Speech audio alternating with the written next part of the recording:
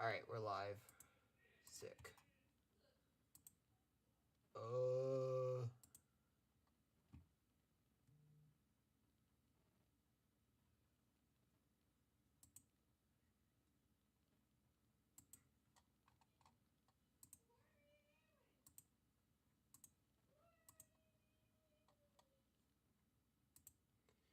Alright.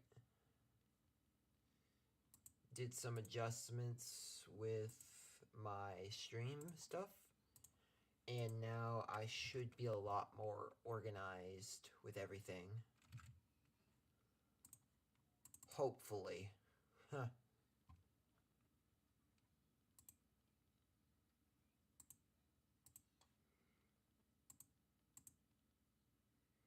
I mean, that's the hope. So, like...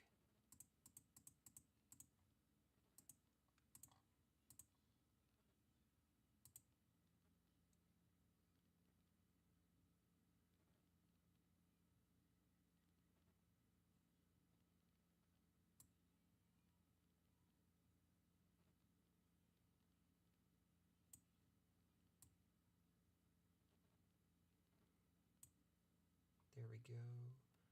Actually, I could probably do it like this. Yeah, it actually works like... Yeah, this works really well. Okay.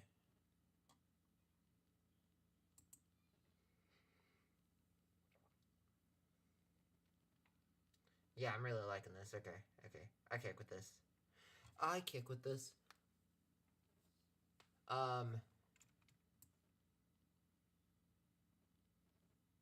It's just basically I had to, like, set a lot of stuff up, so that I'm not, like, going... Because I had to go through a bunch of windows in order to, like, set up a bunch of stuff for my Twitch.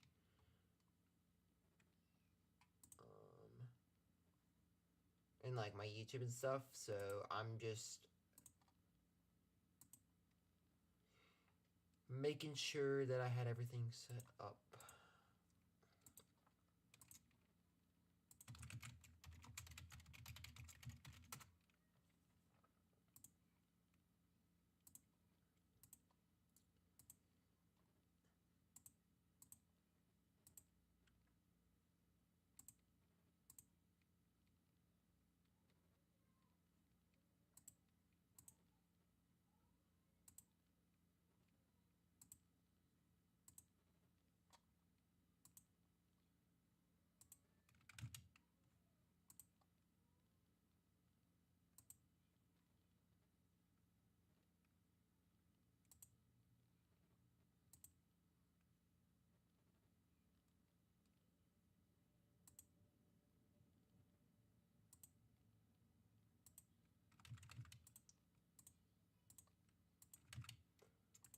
Alright.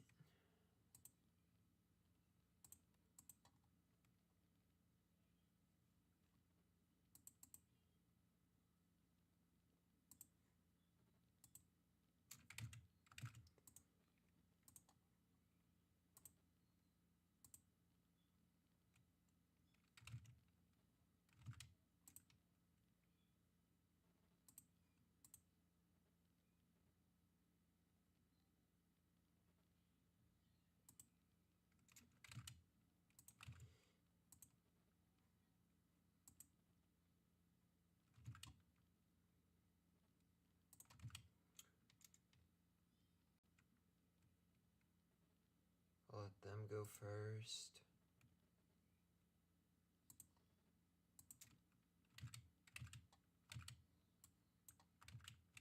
Alright, this hand's kinda hot.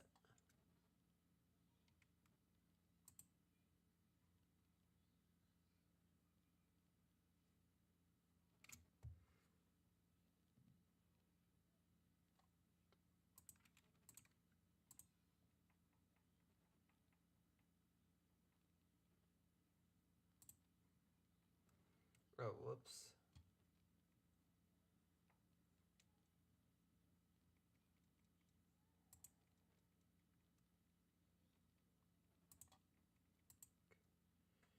Alright, let's do my turnout.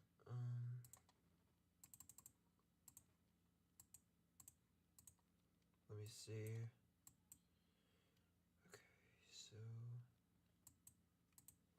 see what we can grab here. Ultra Ball. We're probably doing this to go grab Rhodey, I think. Yeah, Rhodey seems pretty good here.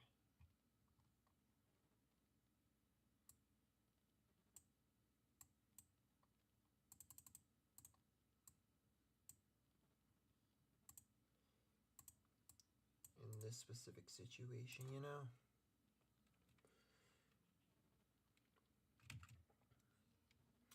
Alright.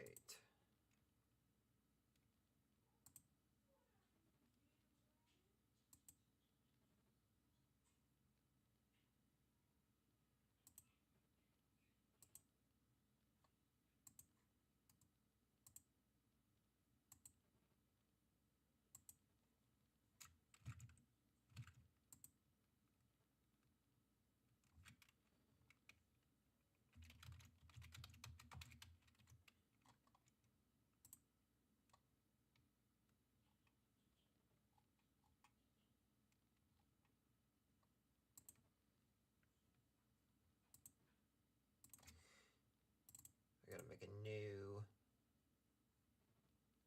Hello, Tendy Dako. Welcome to the chat. I gotta make a new freaking thumbnail for this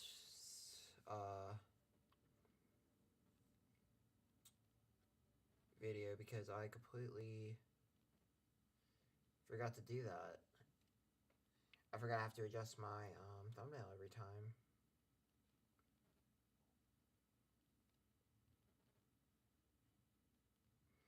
Still getting used to it.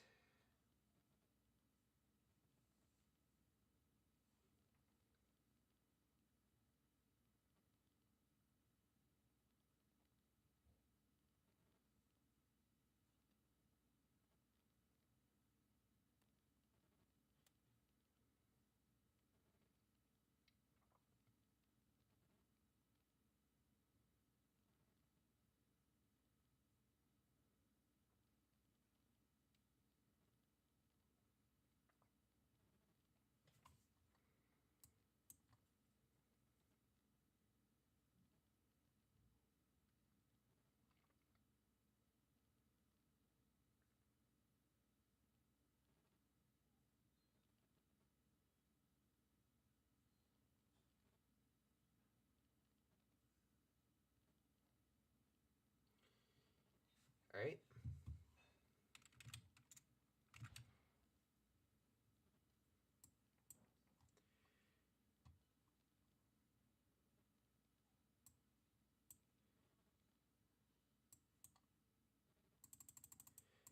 So we shall go for these two. Pitch these.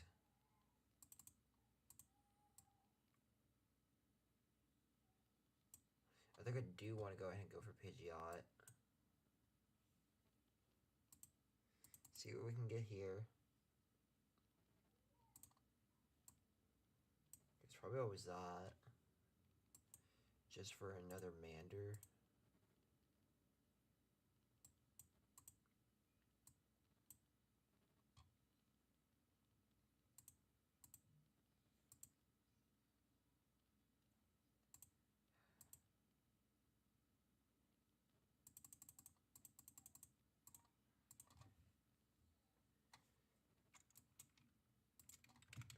And then we'll do this. Put two of these here. And then we can counter catcher up the Tapu Koko.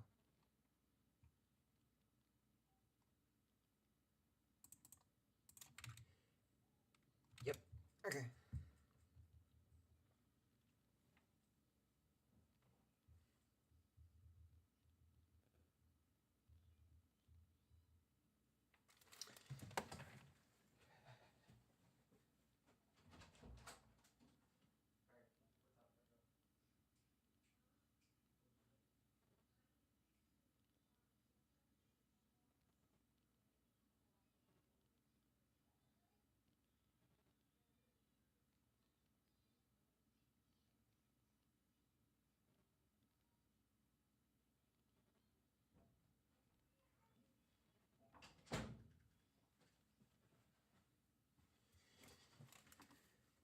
Okay.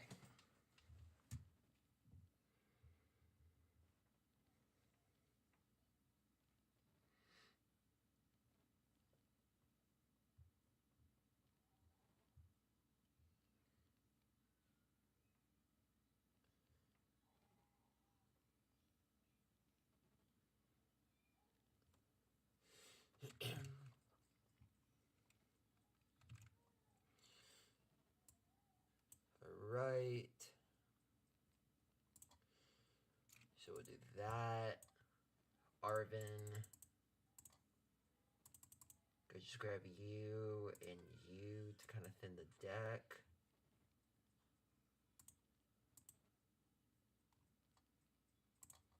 Grab Zard.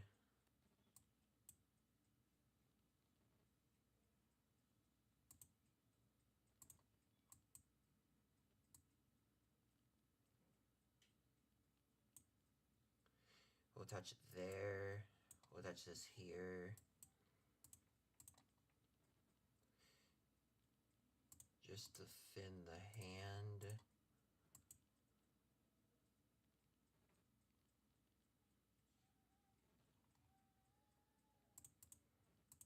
And then we'll do that. Alright. Back to making a thumbnail for this video. Or stream, I mean. On the YouTube side, because I forgot to adjust my thumbnail from last tournament when I was playing Tina. So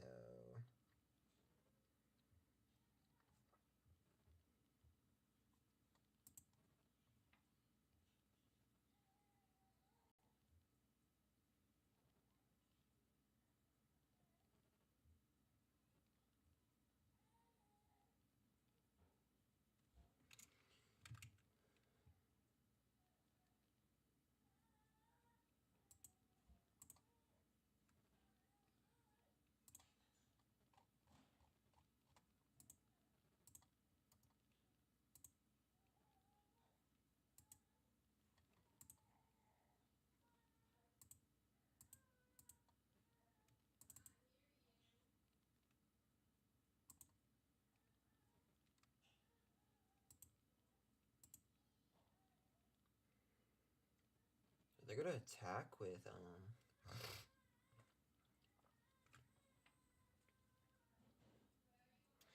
they are. Okay. I mean, it's boss game. I mean, the only way that they could stop this is if they're somehow able to knock out my Pidgeot with Zapdos, but that's impossible.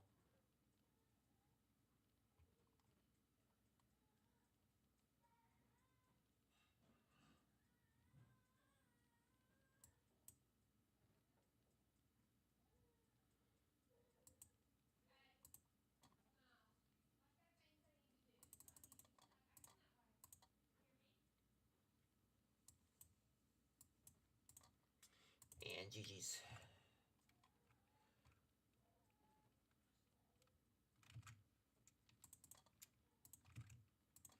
Huh. That was quick.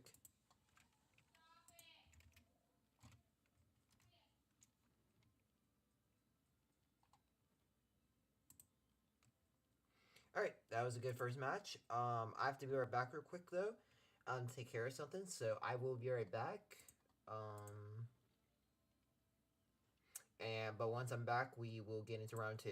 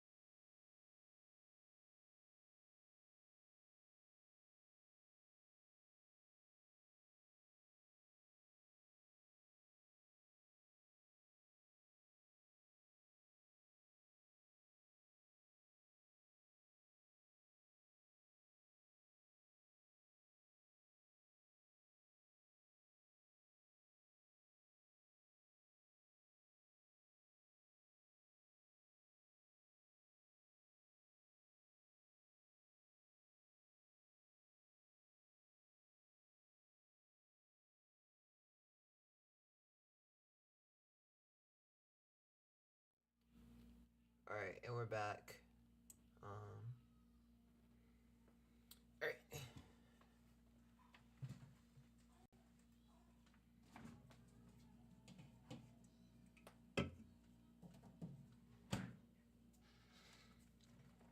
Got my food now, and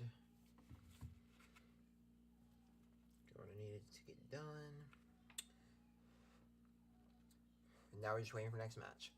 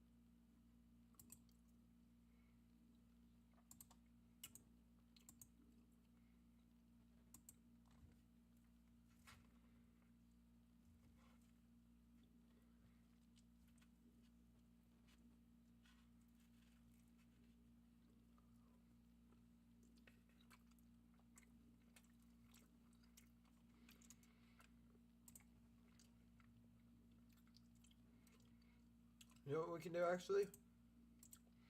We'll watch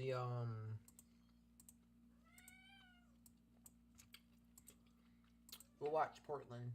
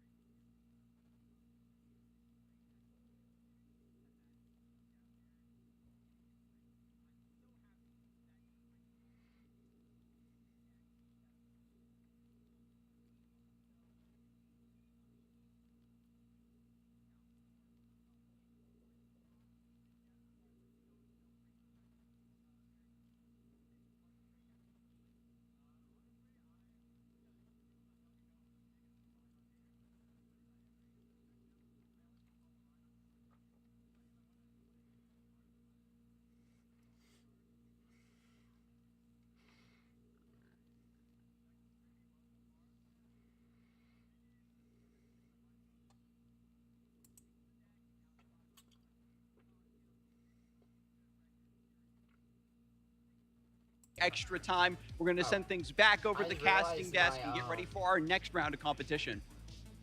My What a great interview from Skarzak there, hearing from Louis about all his, last-minute revelations. I'm glad that I'm not the only Miraidon hater. Even the Miraidon players sometimes don't agree with it, but honestly, this iteration...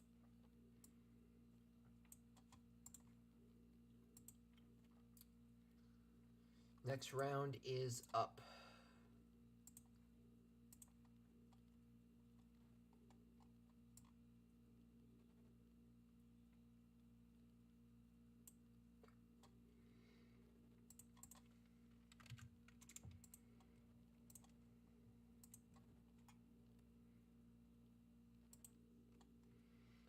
Ooh, Dialga Magna Zone.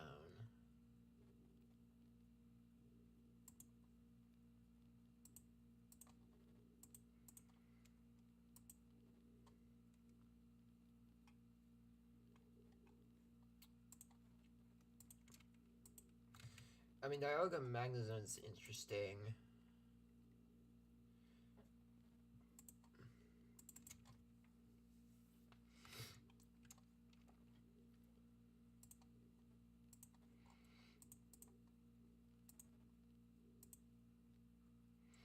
So, I mean, yeah, this should be a very interesting, very interesting match.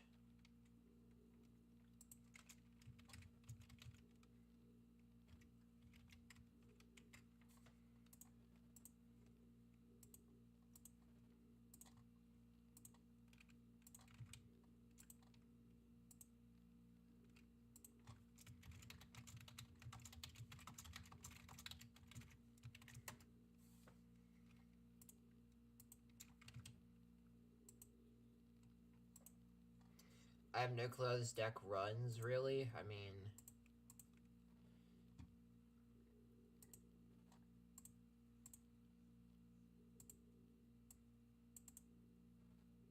we'll have to see.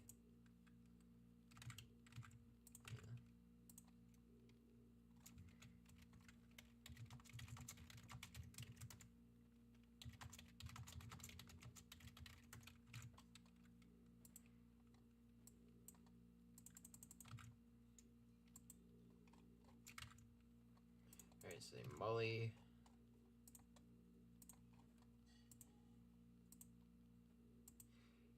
They play 2 Irida. So that should be interesting.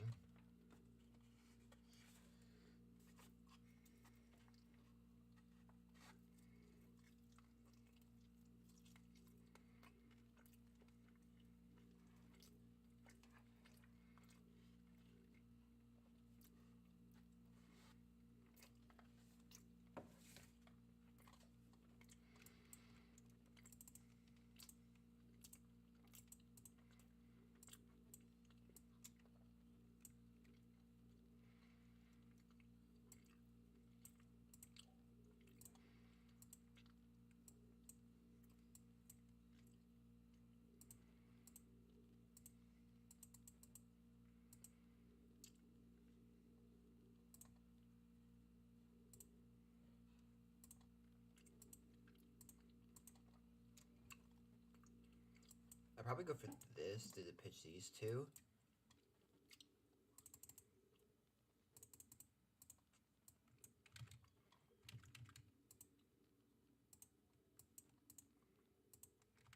And then go for this.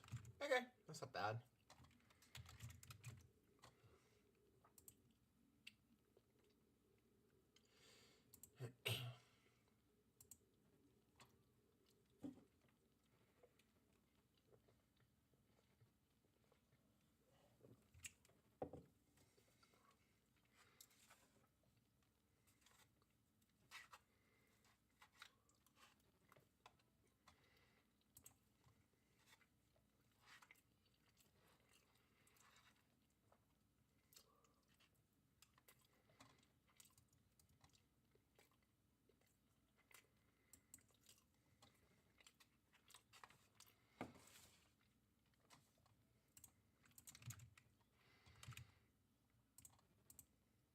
That's not good.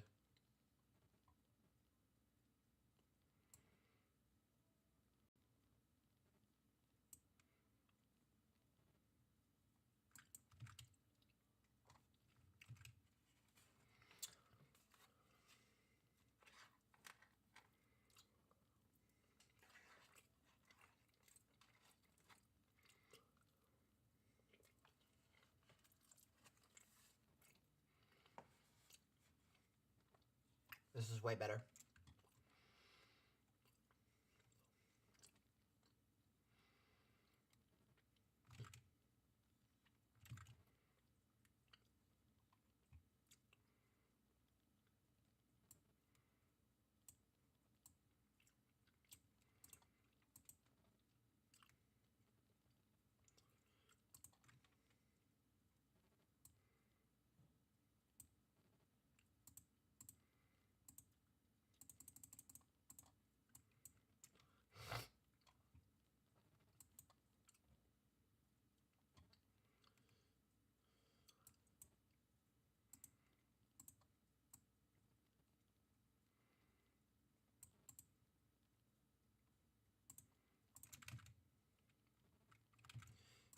We'll play down Zard, quick search.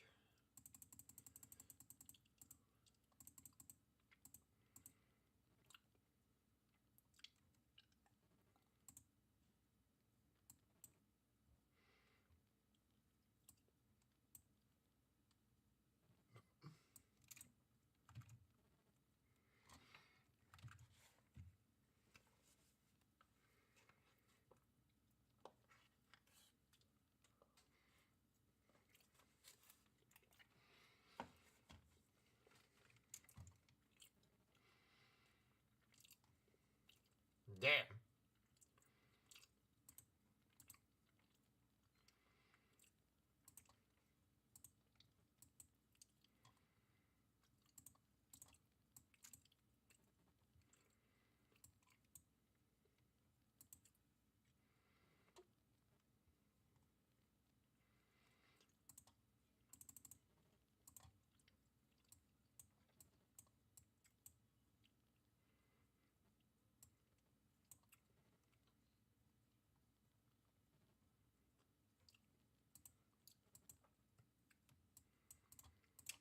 Alright, we just brute force him now.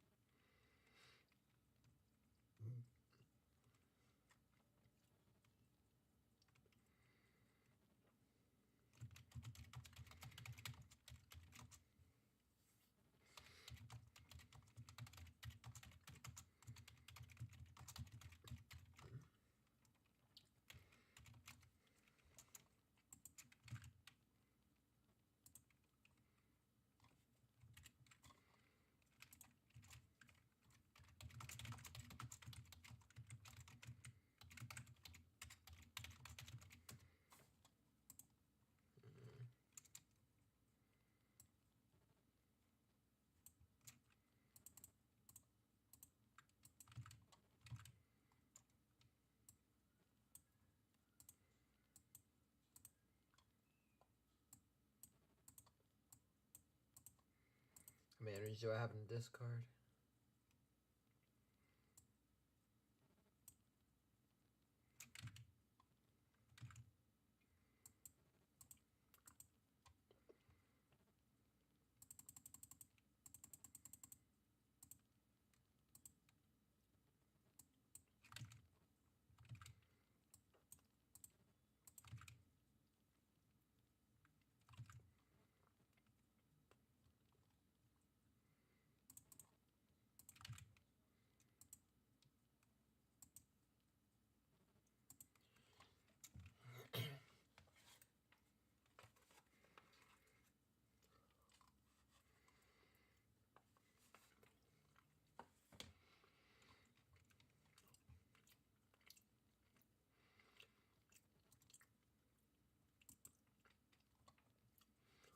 They might,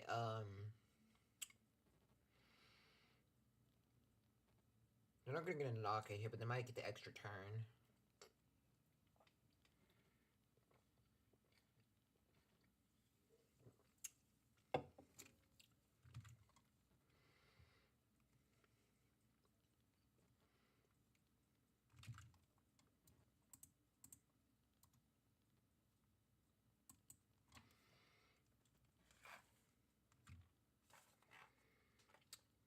Alright.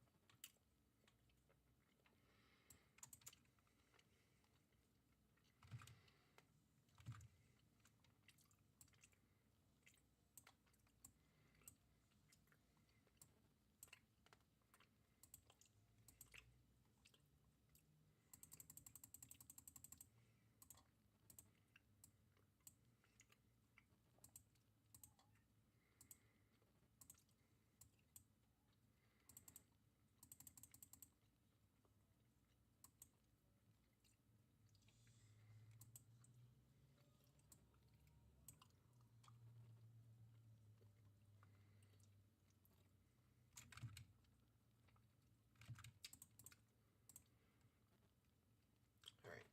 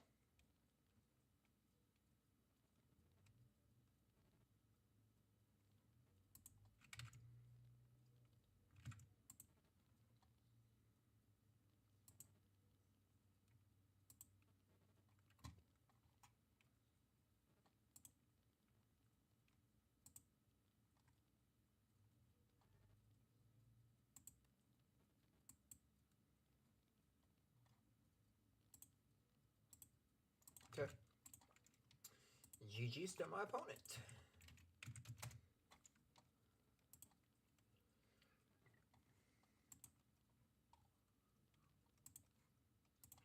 Alright, boys, 2-0.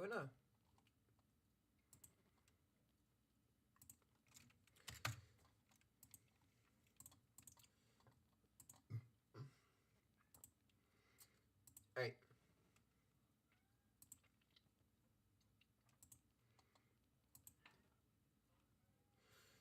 We are going to go back to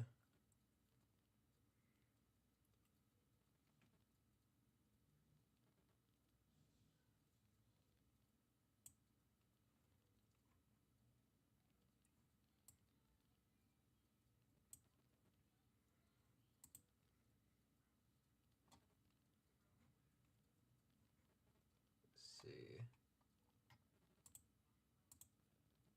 Day one here, and all these players are trying to hit those 19 match points or better. There we go.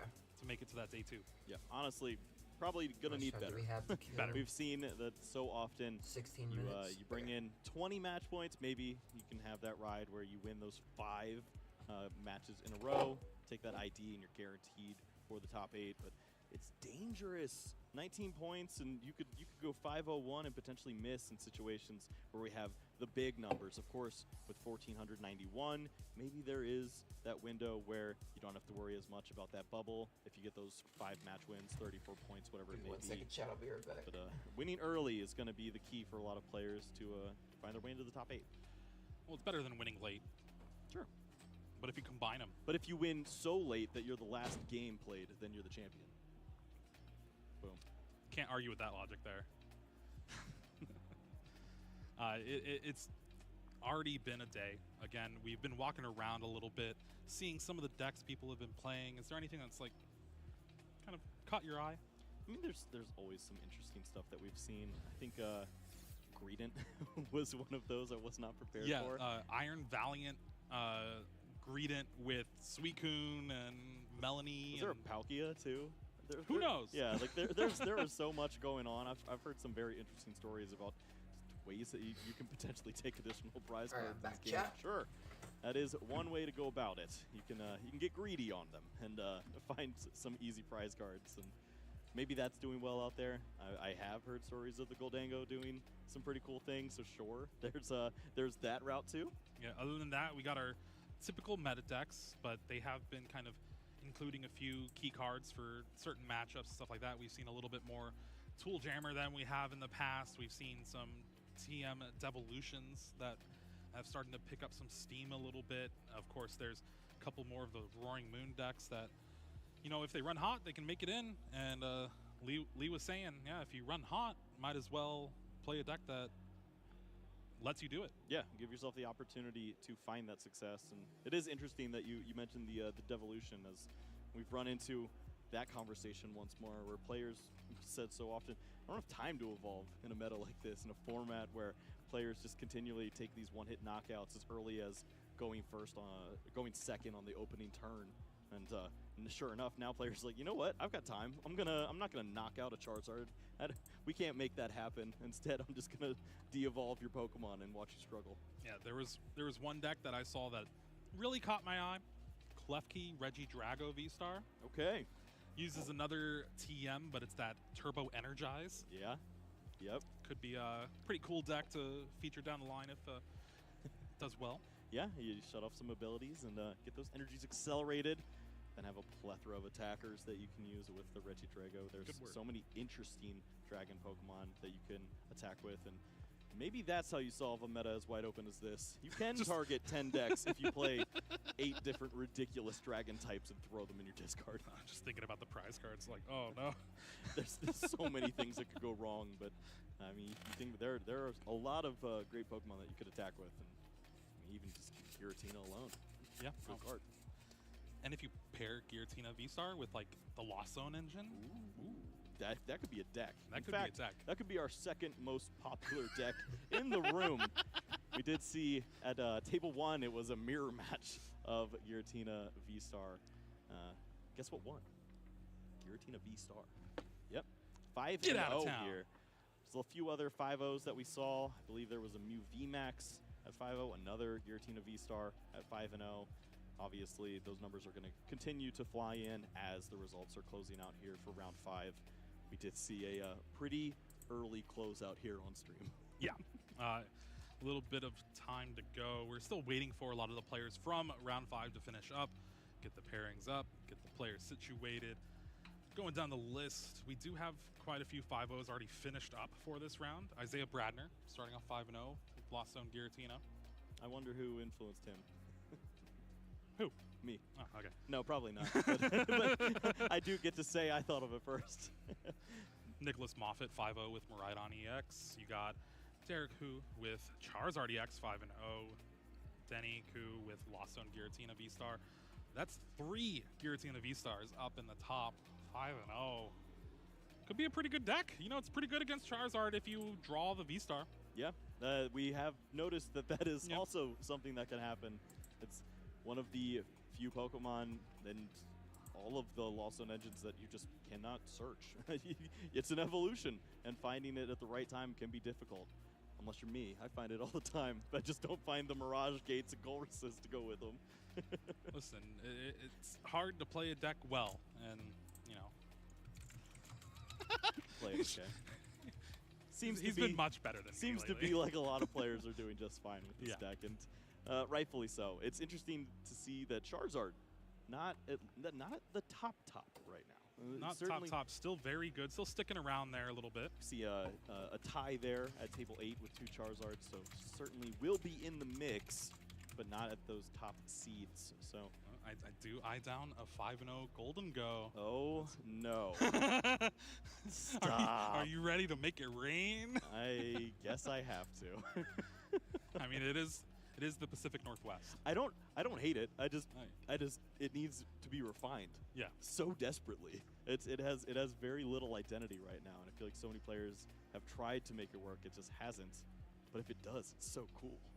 Oh, another name there, John Ang, 5-0, Lost Zone, Giratina V-Star yet again. Think him and Isaiah are playing in similar lists? I assume that it is the exact same 60, and John has been a hater of Giratina. So it's very similar to watching Lee play with the Miraidon deck. Sometimes you don't have to like it to be good with it. Yeah, I mean, it is one of those decks where if you hit those generators, you can just win games out of nowhere. That right there, table 14, that is cool. Yeah, Braden Elford, Origin Form Palkia V-Star, not bad. Yeah, that is fun to see. We saw the list earlier on, and that looks like something very exciting. So maybe we can find something like that for you. On round 6, we're going to take a short break here. When we come back, I promise we will be closer to finding some action Just a little here bit closer. in Portland. Don't go anywhere. Hey there, Pokemon trainers. Welcome to Pokemon Championships History, a series where we showcase important matches throughout the history of competitive Pokemon. For this episode, we're going to take a look back at the 2015 U.S. National Championships in Indianapolis, Indiana.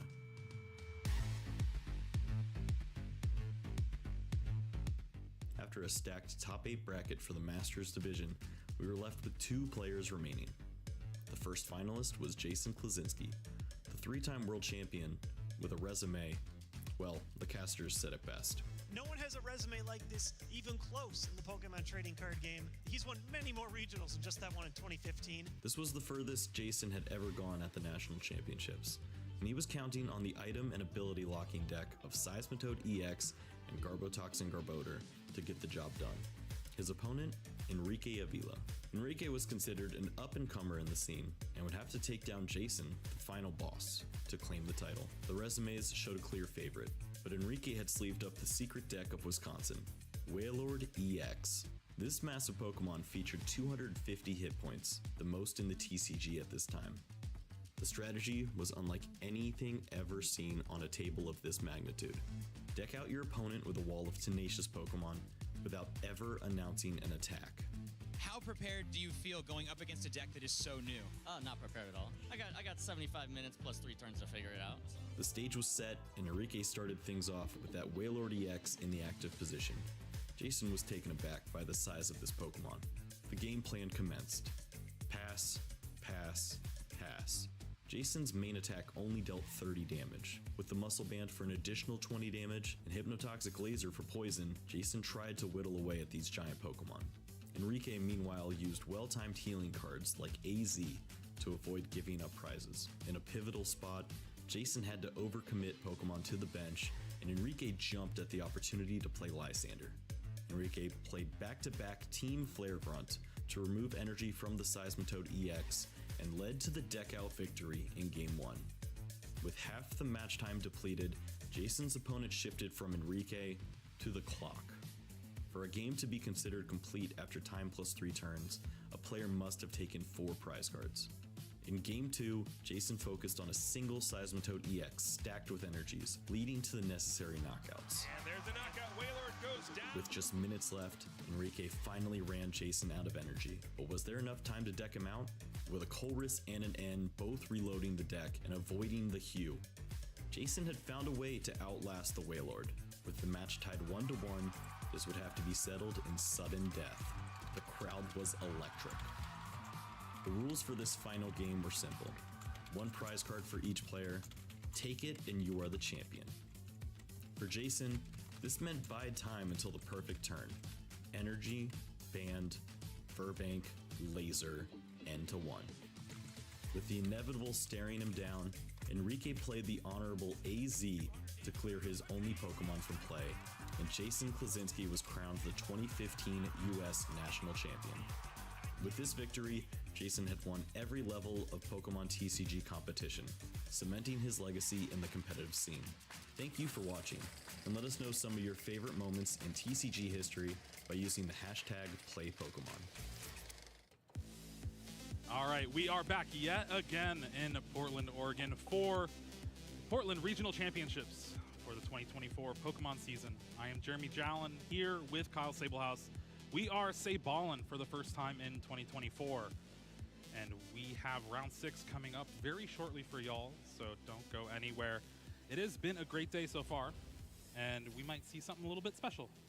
I mean, pairings are in. Yeah. We have that. We have players lining up here, getting ready to play in their next match here. So it's going to be exciting to see all the players trying to get to that potential 6-0 mark now. You talk about 18 match points, and it starts to get pretty real from that point. You're going to be locking in day 2s in the following rounds. And there's some interesting decks thrown around there, Jeremy. I think we're going to get graced with one here on the main stage.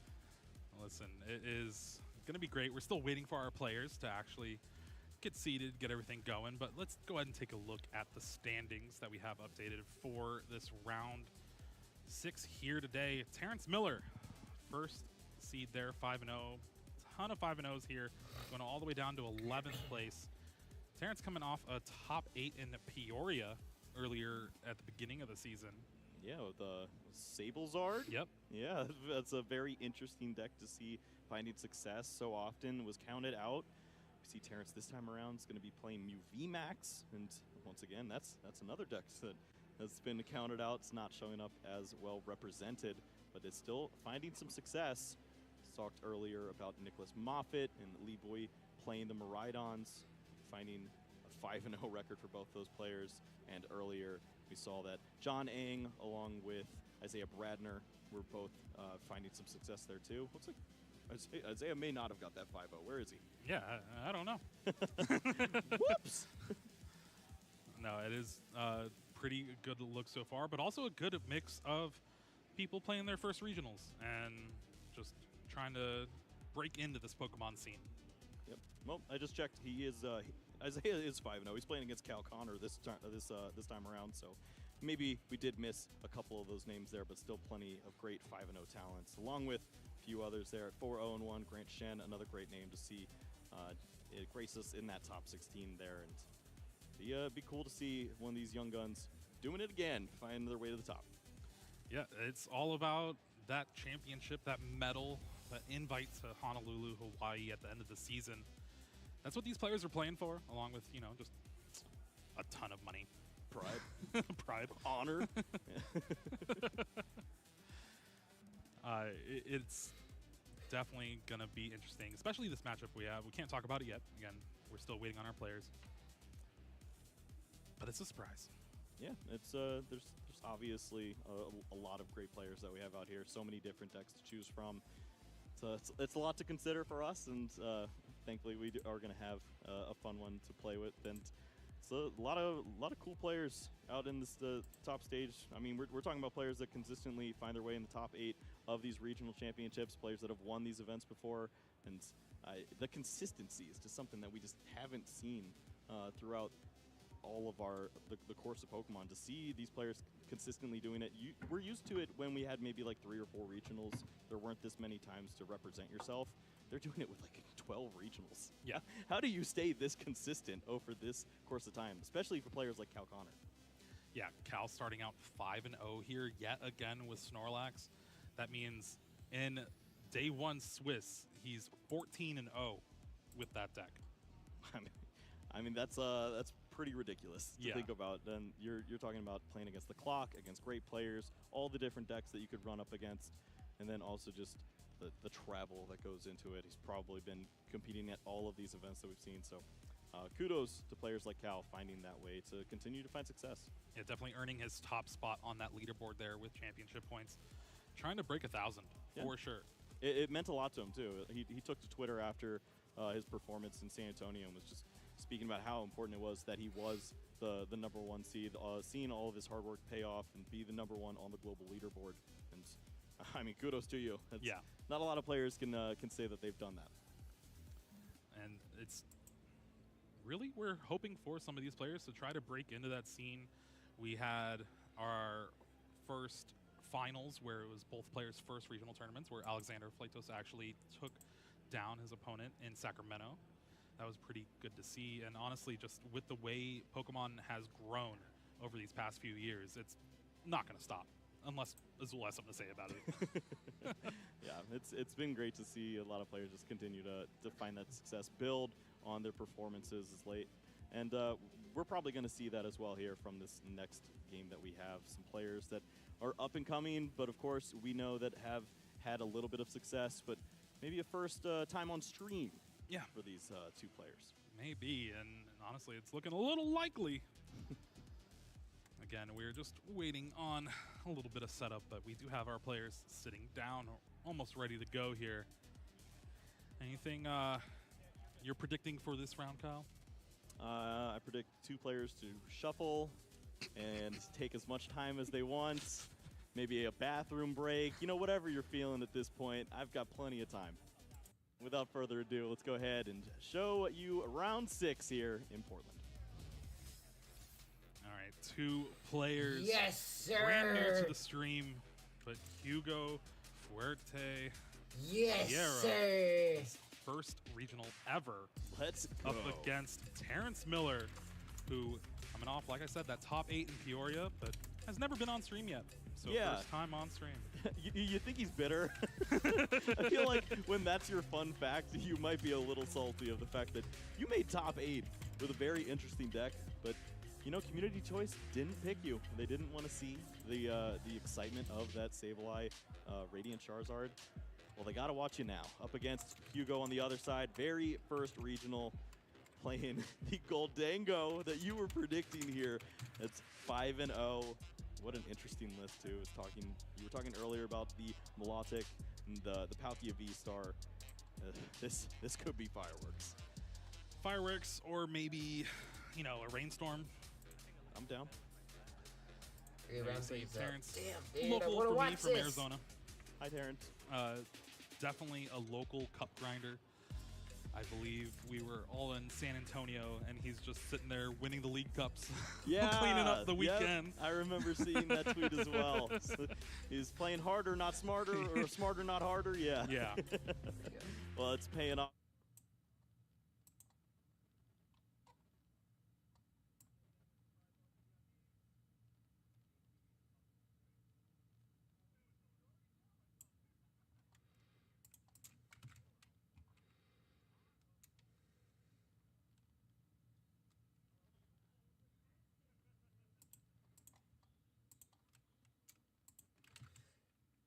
Hey, say go through the chat.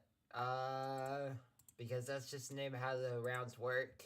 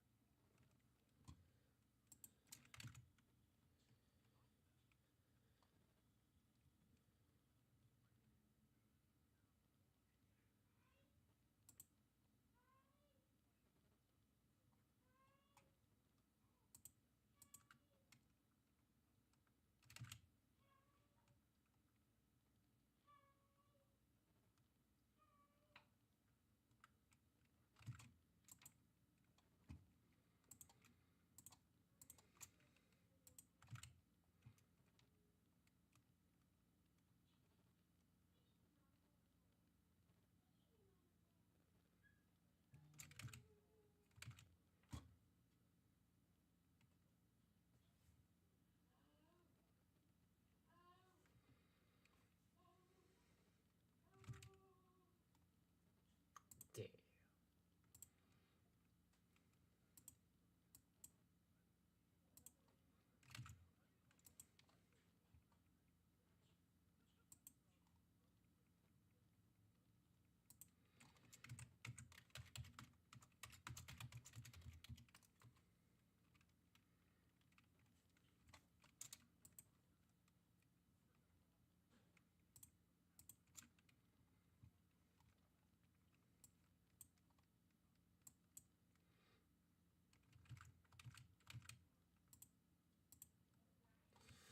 Okay.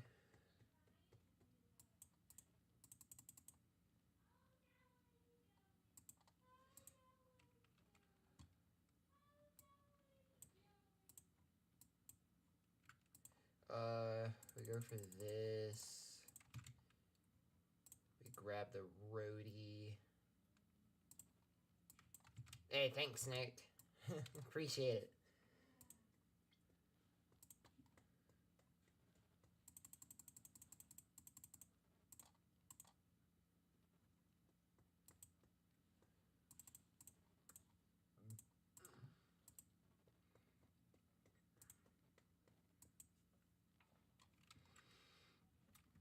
I mean, that's not bad. That's not terrible. Because we can go for Ultra Ball here. Just go for Candy. We're not in a rush to get Pidgeot out. So... Does he play hands? Yeah, he plays double hands, so...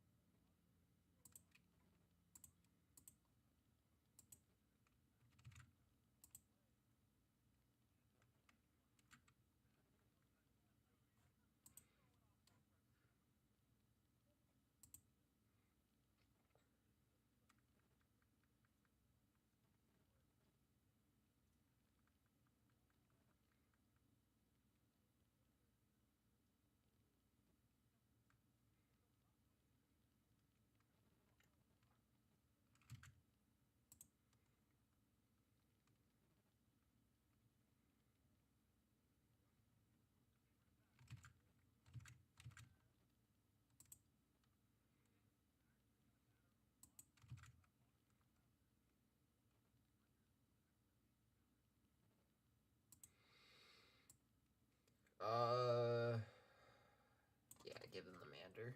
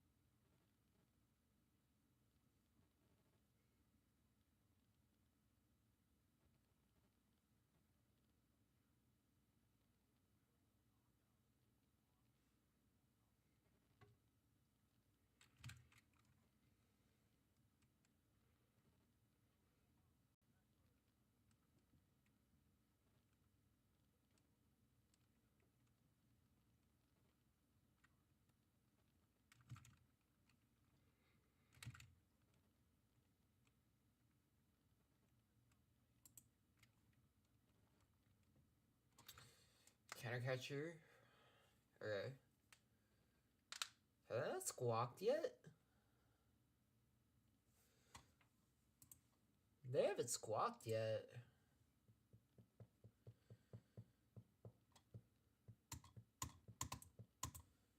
Okay.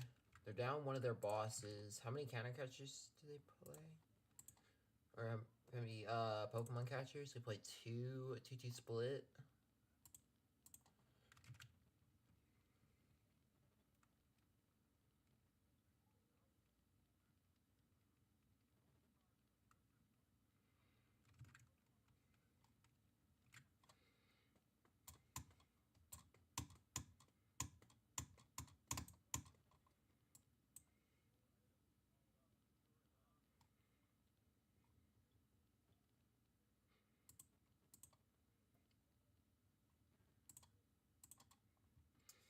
Alright, that's what we needed.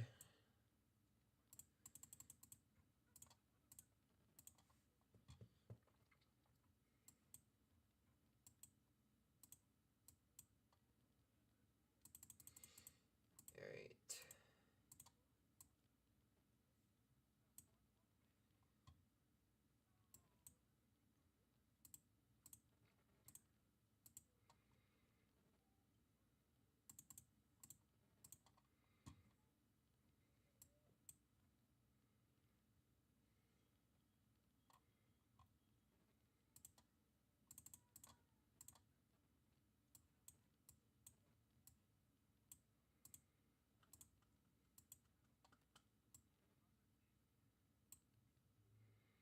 I wonder, do I want to go for the Raichu here?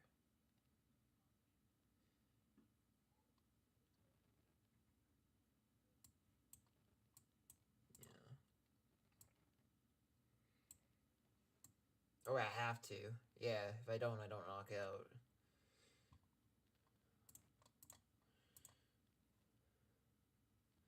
Yeah, I didn't even think about that. Okay.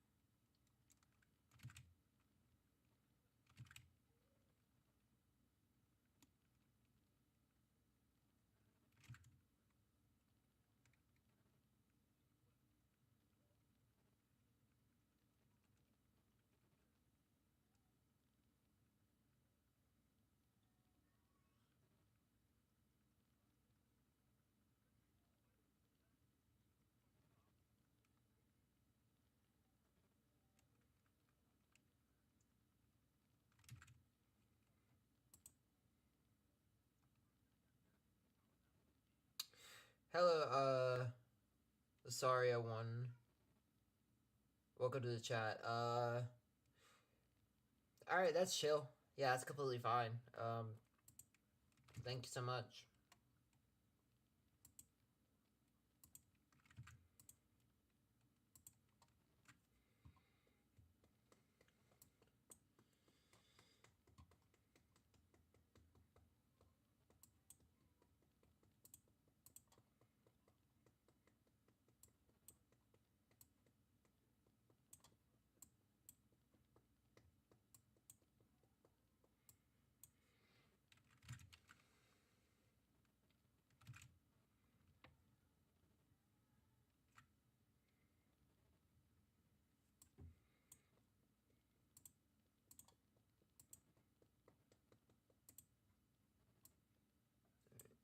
They can't disrupt me, and so they can't knock me out, so even if they try to go for attack with Zapdos here, I always have Lumineon for boss for game.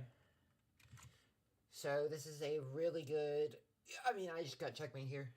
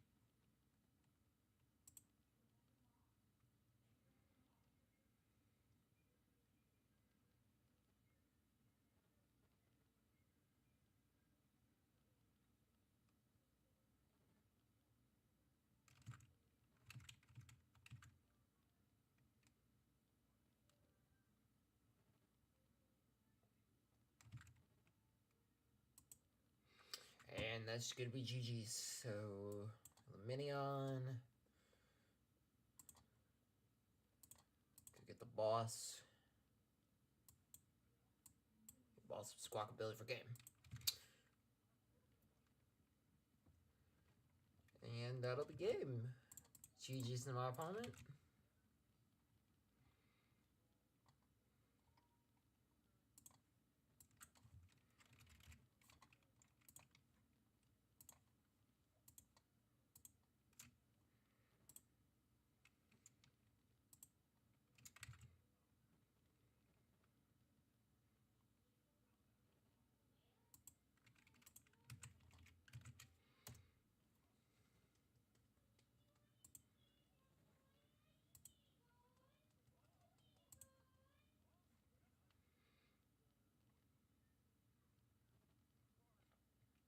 Alright.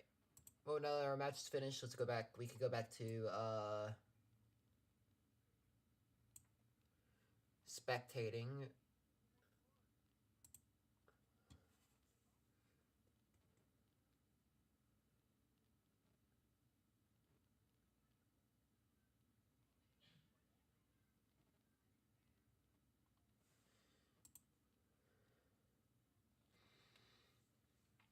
Unfortunate, Dango lost.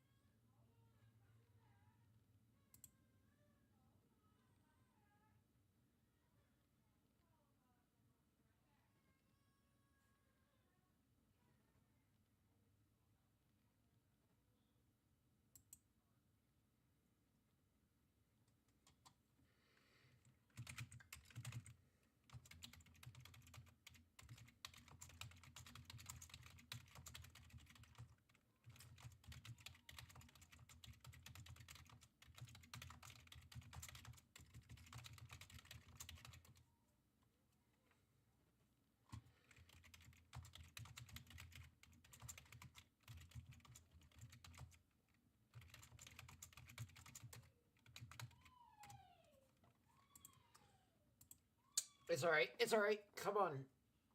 Here you go. Just win the next two. Easy. Easy.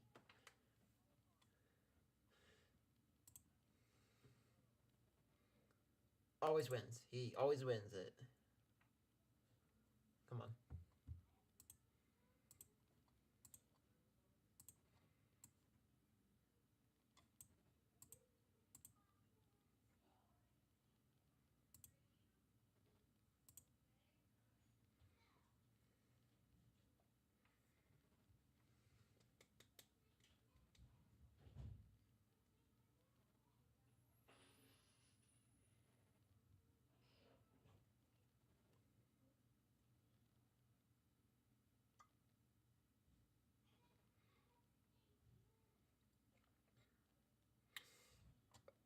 Ooh.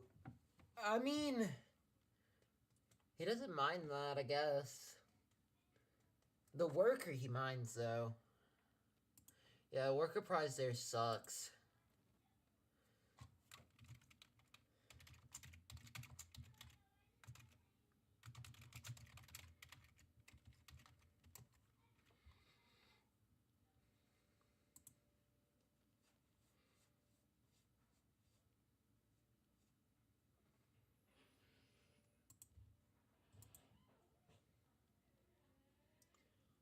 Feebas?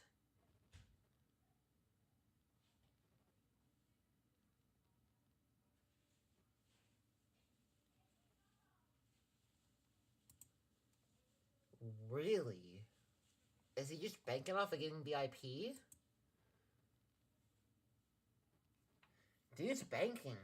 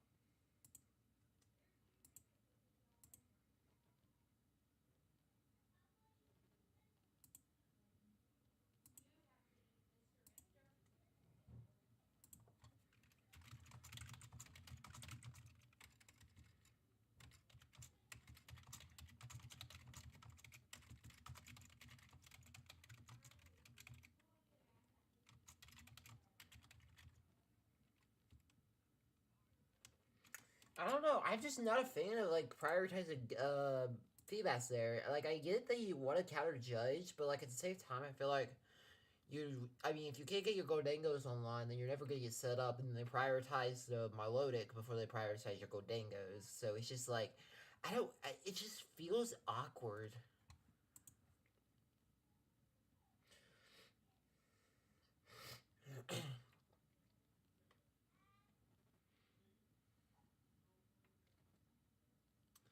And now he's gonna get judged, so...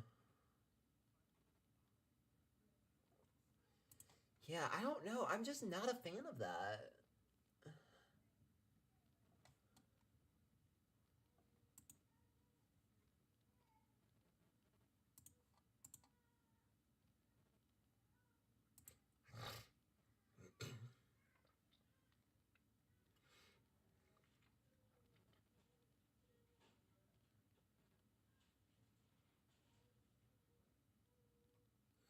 And what does he get now? Okay, that's actually a pretty good hand. That's a pretty good hand they got judged into.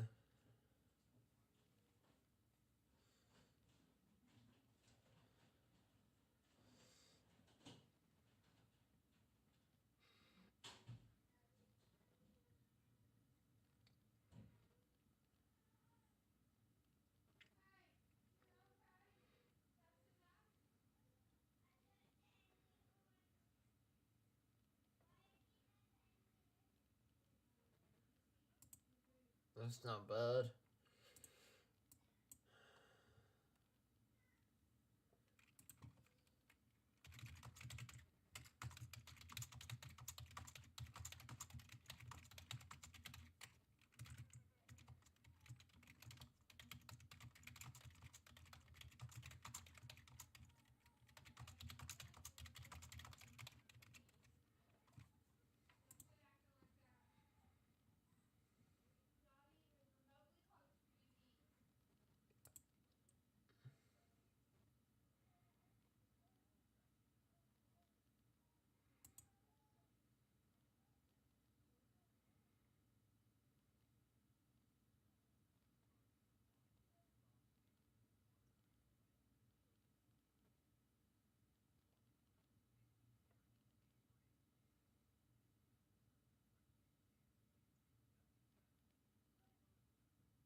Like, I don't like the sequencing at all.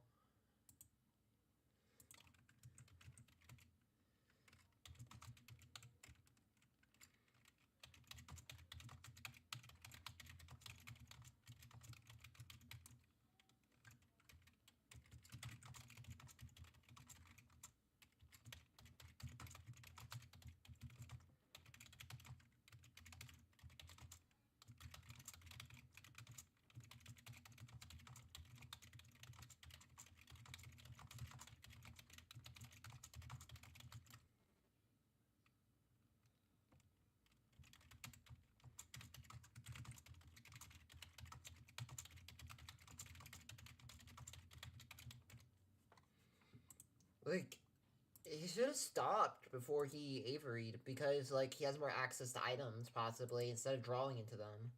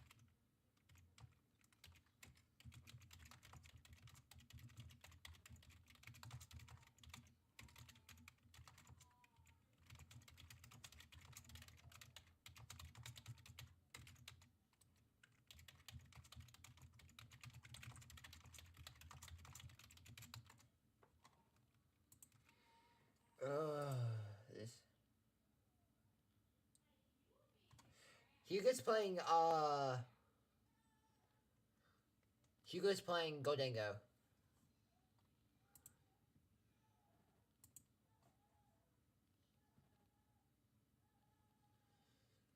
Dude, the sequencing is like, dude, Hugo, you can't be doing this, dog.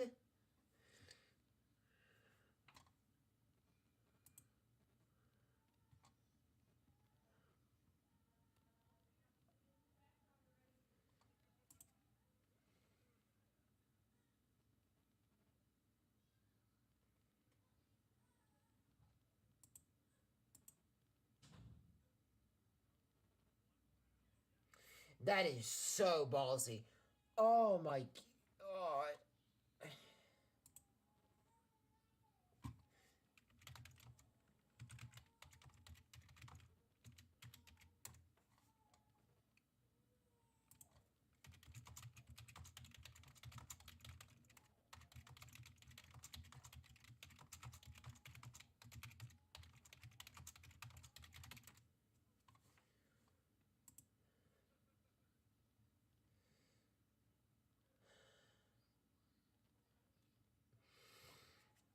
Oh my god.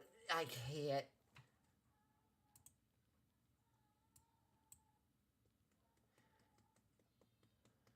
He can't get to them because they're just getting bossed because dude's just hard throwing, like.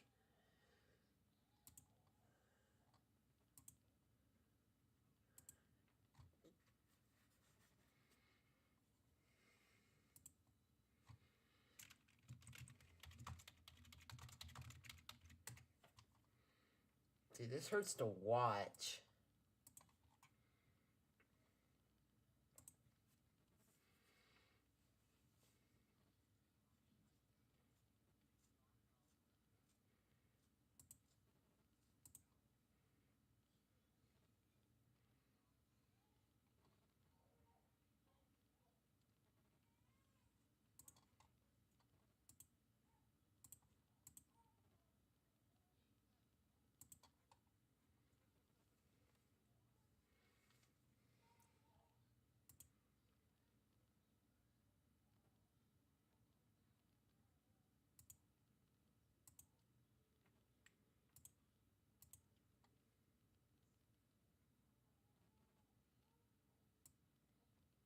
Yes, thank you.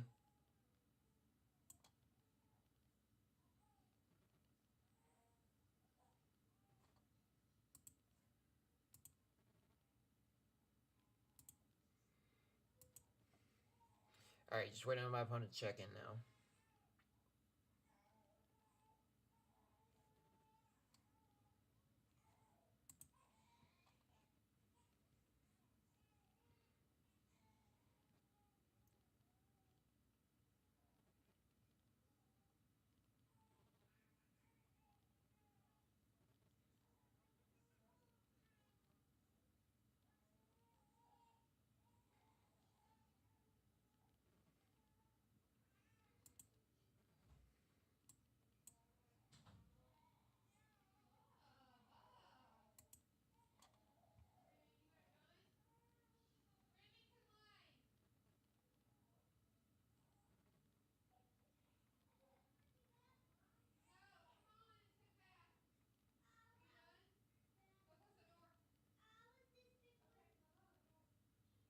There we go.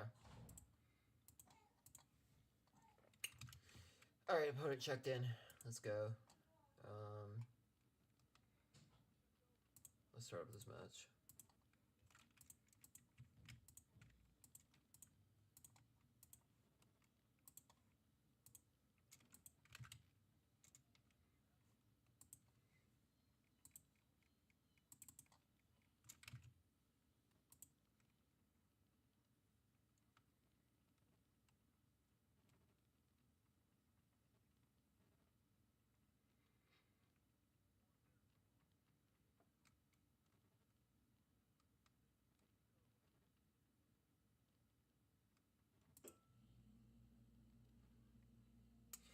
Scholar at 93 games. Thank you for the rate of 4.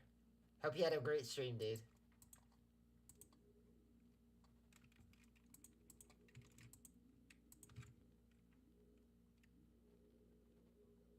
And Scar, thanks for the follow, man. I really appreciate that.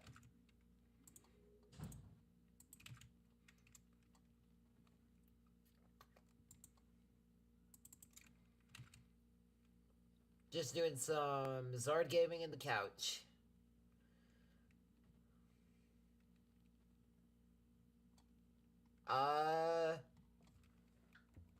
My mic is fine, I think.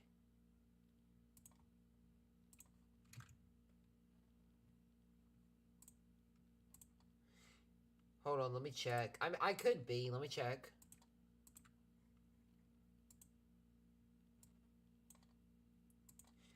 No?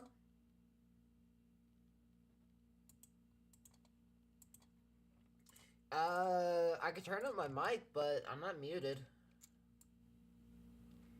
I'll turn it up to, like, right there, but I don't want to, like, go too high because... Okay. Yeah, again, thank you for the, rate of 4. Really appreciate that. Really appreciate that. And thank you for the follow. I appreciate that so much. Alright, we're against Gold Dango now. So it should be interesting.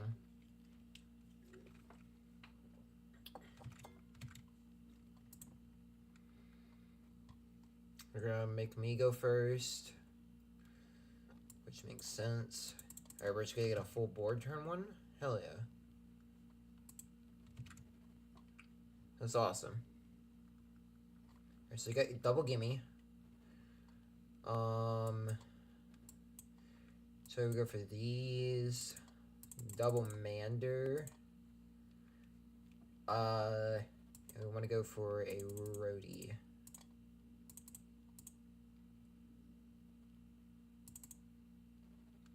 So we have all 3 Zards at my disposal, 3 candies, and 6 energy. So I prize an energy. So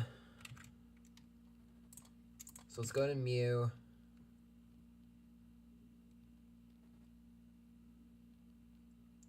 Hey, glad you had a good stream, man.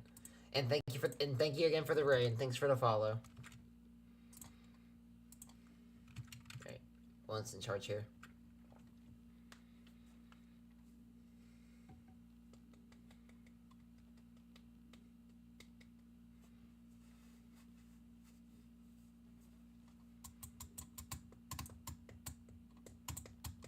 Alright, so there's Worker.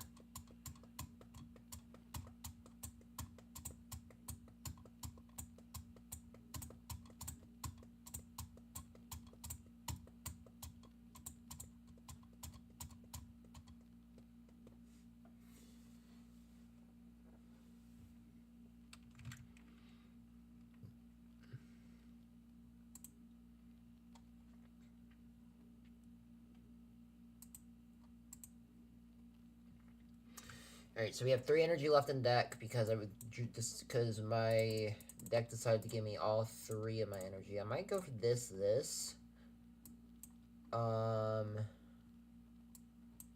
Just so I can... Let's see if I can get Ultra Ball for Tail. I don't, but... I mean, that's fine. I'm gonna start Alchemy.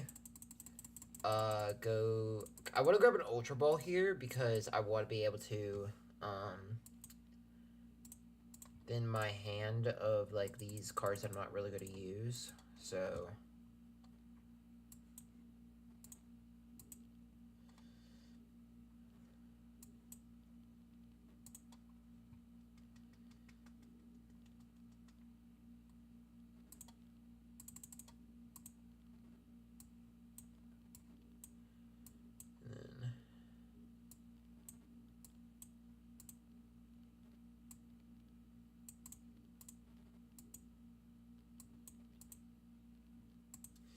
And then I'll go ahead and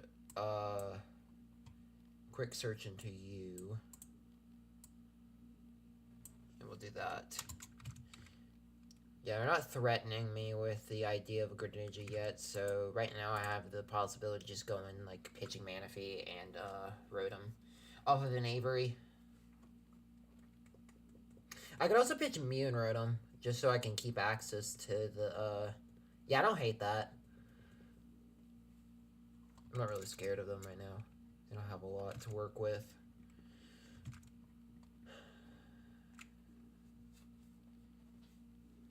Okay, that's a Rod down. Do they play Lumi?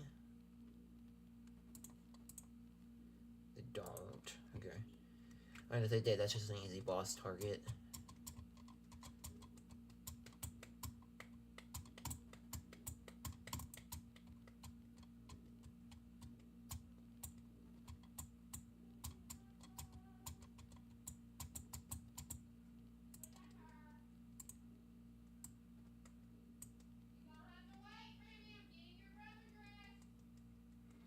Okay, so there's pass, that's good.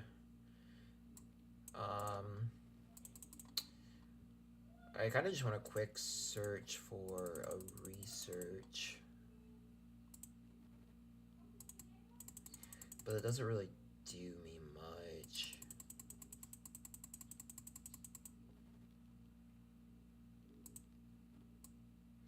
Honestly, let's do this. Yeah, I'm down to do this. Just to give them less access to a, just give them less access to a possible boss target.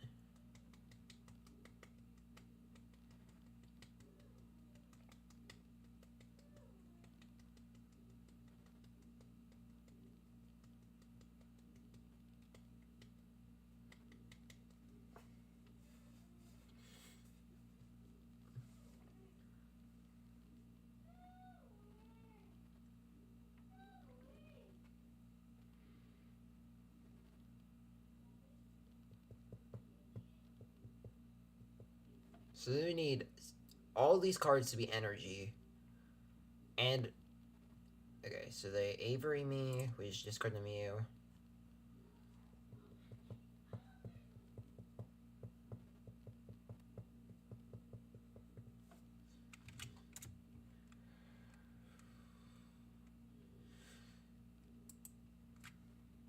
So they need 7 of these to be energy. So that's, I mean, it's possible.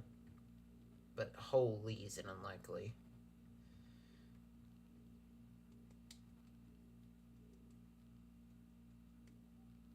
Yeah.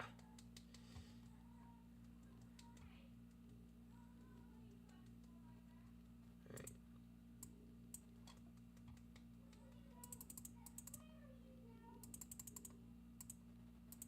I'm just gonna do this.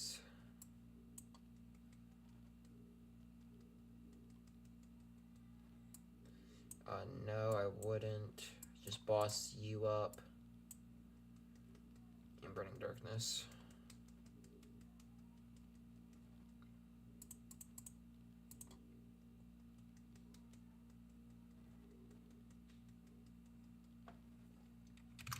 So next turn to take the knockout, we just Iota them, and then,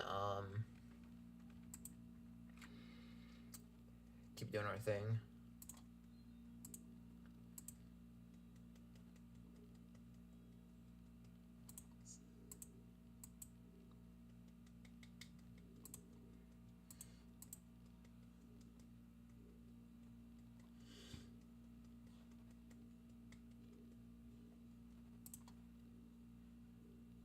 Okay.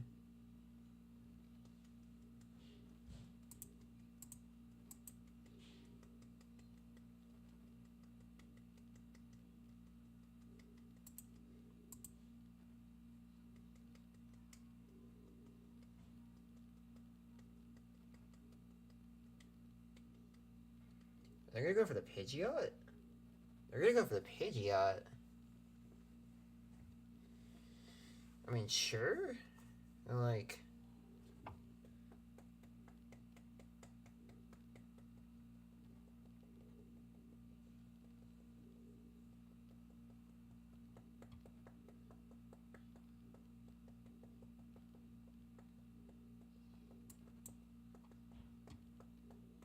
I don't know, I just don't agree with that, really.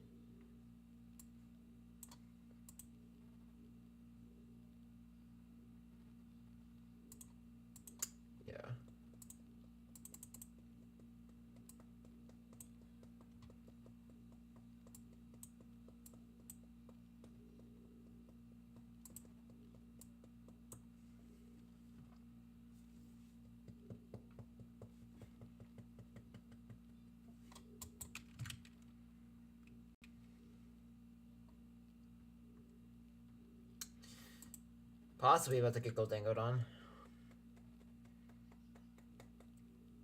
Alright, that's fine.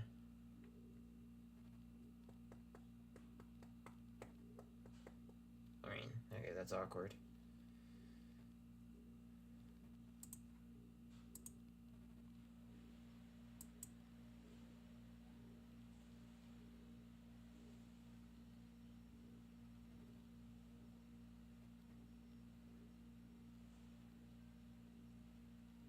Okay.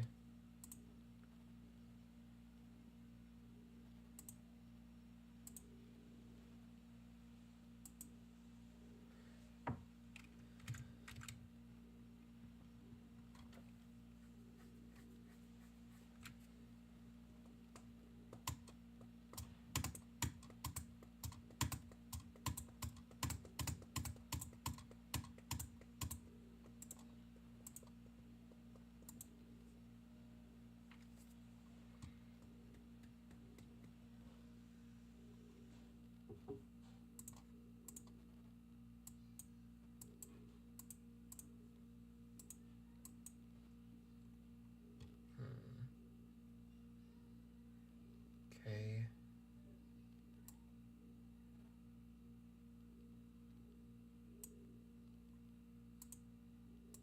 Let's see what we can get off of the Pokestop here. I mean, sure.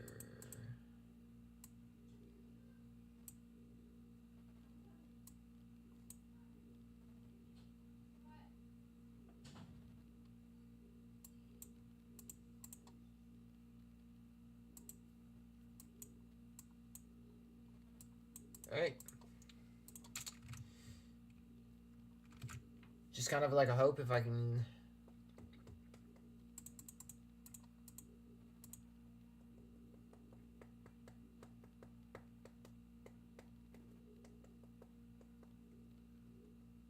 I mean, they either have it or they don't.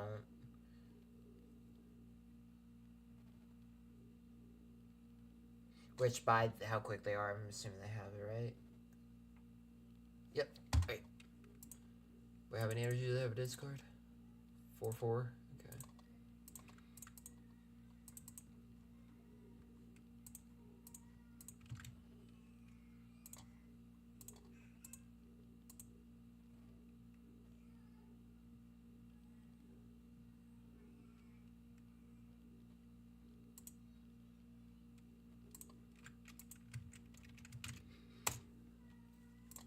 Alright, 3-1. Unlucky. Him targeting that Patriot auction was kind of hot.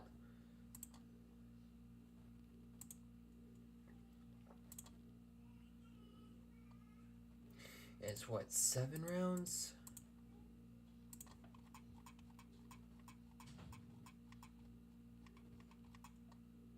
Yeah, it's 7 rounds, so we gotta win it in the next 2 rounds and then ID. But I mean, yeah, I mean, that's not hard, so.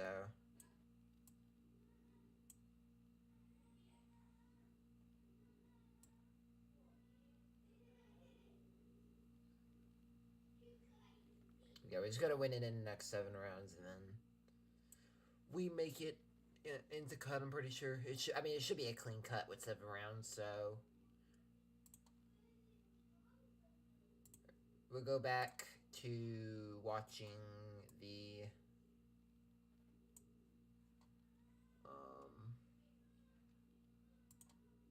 known as local scenes. These are Back the to opportunities that watching you're the looking for. These continue stream. to build on that top 8 that he had and earlier this year, and now new year, same old Terrence getting the job done now with Mew VMAX. No, he's a little better now. It's fine. He's better. Yeah. Oh man, we gotta look out. He's gonna get what, top 4? He's gonna win the thing? Okay. We'll have to see if Mew's able to do that again after it's up and downs throughout all these regionals. It missed the caster prediction, that's for sure. It did, yeah. Yep. Well, speaking of all the ups and downs of these regionals, let's go ahead and take a look at the schedule that we have for our upcoming 2024. We are here in Portland, and we have plenty. We're not even halfway through Yeah. the season, Kyle. Look at that gloomy 2023. Oh, yeah. that's- Dark, gray, sad. Moving into beautiful, bright Portland. Beautiful mountains in the background. And we've got plenty of Pokemon to go. Going to be in Charlotte soon. 2 weeks afterwards, Knoxville. A few weeks later, we'll see Vancouver and eventually move on to EUIC. It's going to be pretty great. These are some of my favorite venues to go to. And obviously, the numbers just increase. Oh, who, over on the East 55 Coast. We've F30, seen welcome to so the many chat. players at Charlotte Regionals before. And who knows what the number will be at maybe a Charlotte. wait, were or you a Walker Knoxville or last even round? Orlando. Yeah. Yeah, GG's, man.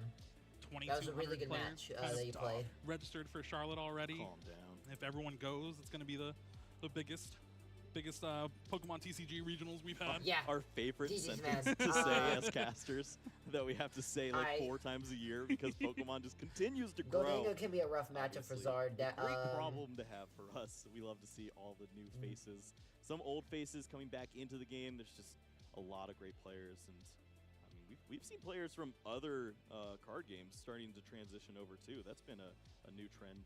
That's been Yeah, very I relevant, just and I think they like what we got going on here. You We see a Ioa'd lot me out of of both great of my places throughout Ionas. North America. Obviously, So, we've got yeah. some great events. Oh, yeah, that over Mew in the match on European the region, stream? too, Dude, some that special was- events in South America. I don't There's a know. lot I of just Pokemon did. out He. there. I felt like the dude $10,000 is misplayed a little lot. better than winning a Um, gaming system. For one There's of a lot in the these tournaments here. sequencing. Yeah, There like was. cold hard cash. And of course, It was just heavy misplays. after Like it was. EYC, Orlando, awful. Indianapolis, Los Angeles, then finishing things off with New Orleans right before that World Championships in Honolulu. I am excited for New Orleans. That's That I'm gonna have so many beignets, a lot of gumbo, okay. and a lot of Pokemon. I'm gonna have a lot of Pokemon. Yeah. I don't care too much about Cajun food, but sure, I will be very excited about the Pokemon. Obviously, we'll have some new sets played out by then. See a lot of interesting decks potentially come out. of the works, and that will all lead to the World Championships for the 4th time Not a now in lot, I Hawaii, think, but it never gets old. It would be a first for me. Yeah, Every too. time that I've wanted Yeah, to that's play what in I'm Hawaii, thinking. I I haven't think, been able like, to earn I don't the know, I felt travel, like just Hugh- reward. But that was a big problem. I mean, like, there 20 had to be years ago. something Not a with big problem anymore. like Players are pressure on earning money Hugo now. because like Yeah, I think the he went. two He's times I 5-0 had with Hawaii, Goldango, it so like was, I'm very happy because I'm like just I'm an short of advocate for those events. Goldango, so like top 8 of the World Championships, Um, needed better. that top 4. Yeah. I was very happy to see him 5-0, but Nationals. like Needed that top 8 for the invite. Why don't you just win? jeez, I can't. I'm channeling my it's best. just Raul. like. Ooh, the shots. I feel like the streak just kind of like Yeah, so broke we, him a little. we, of Like course, he we've got just a was lot of very great talent. pressured. Just It trying to looked do like everything that this man has not just by his accomplished. plays, he had to Make be it at least all the a way to little the finals to pressured close or out like in that championship. or Got a lot of something. players trying to do Because just those that were here just that in was Portland. so many Gonna be round misplays. 7 pretty soon. We've got players that will be locking up that 19 points, at 21 points. We do Who's gonna be not need undefeated? tag teams back. We Call do it out. not need tag teams Jeremy back. Jalen is going to be here. Oh, Unlikely. good No, lord. I'm undefeated right now. that's true. That's Yeah. true. You have- 0-0 is undefeated. That's I don't think you should be proud of that. All right, I'm gonna say it. I think Isaiah Bradner is gonna be the Oh, 9-0. yeah. I think Little Moon bias can there. be a Of rough matchup for course. Goldango. I mean, I could say John, from but my I see testing, the control it- matchup against Cal, and I think that's pretty good. it's. I mean, He's gonna lose now. like I'm not saying it's a bad matchup, but it can be a Well, rough we want to matchup. hear from you at home. I think Who do you think's gonna end up being the outside 9-0? of Are that, we even gonna yeah, have Zard's gonna be the 9-0? Be sure to roughest matchup for hashtag Dango to worry Pokemon, about. follow us Everything on else is probably gonna be channels, fine. every time we go live, Rapid Box YouTube is and leaving. Twitch. Just be sure to stick around. You know, there's Valiant a lot of Entei's stuff going on this leaving. weekend. We're gonna be here, so I think it's you just a know matter where of to seeing find us. what new decks come We'll along. see those tweets, see what you're thinking about, which player is going to be undefeated potentially, what decks are you excited to determine see whether moving into day 2. We're going to be what is following it? along. You guys can Whether check out our what Twitter. Dango's like rough matchups I'm are. in a Because right now, cool looking at like sweater Pokebeach vest and on stuff, my there really Twitter aren't if you many wanna check decks that that out. like I see What have you done lately, Jeremy? flourishing in the Not much. metagame after rotation. yours. I You think got the no only updates? one I could Alright, see well, possibly something to coming stay up tuned is for then. Karen VMAX with that, because of we the will new be Mallow taking a card. quick break, so don't So go it's, you anywhere. can When just we come back, we're combo gonna have that and then round 7 discard the for top y'all. 2 cards of your deck, accelerate some energy. I think that would be.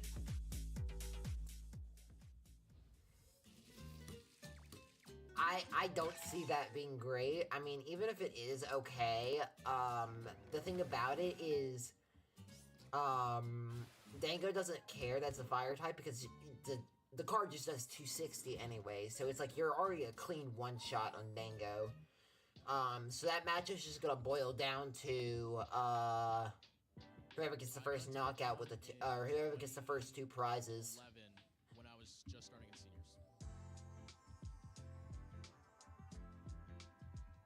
Honestly, I would just remember playing in a flower shop with my friends. My best friend at the time actually introduced me to Pokemon, and I remember we would go just grind games after school, play, and then actually the store owner ran the league, and she told me about this guy that was coaching and stuff like that, so I was able to contact him, and he basically taught me how to play.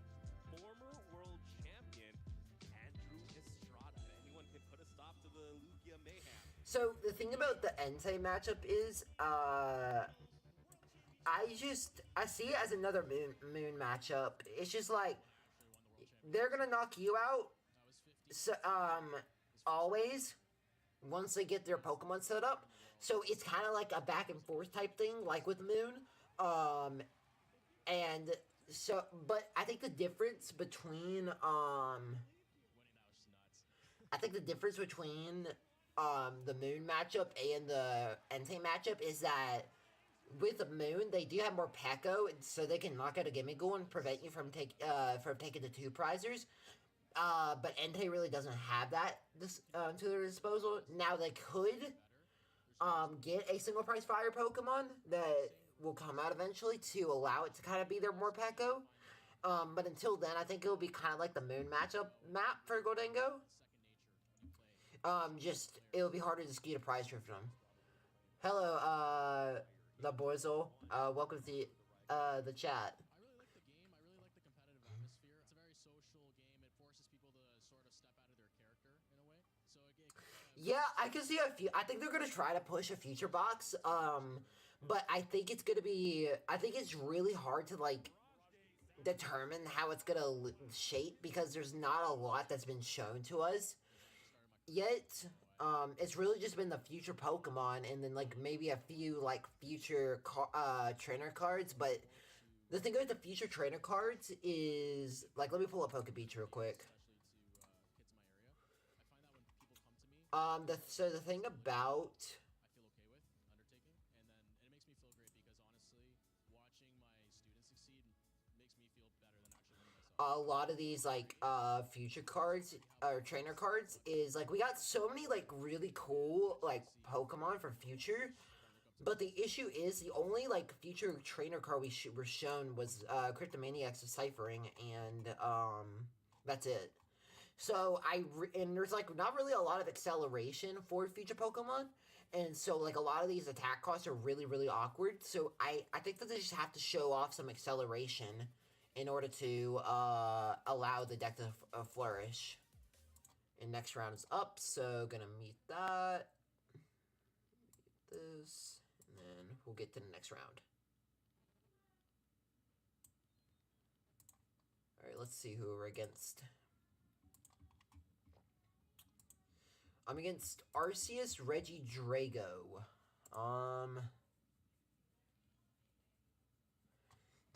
This is gonna be a rough matchup, now ain't it?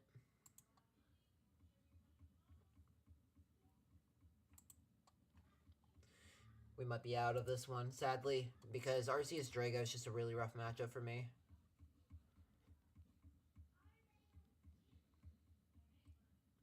But we might play it out just for fun.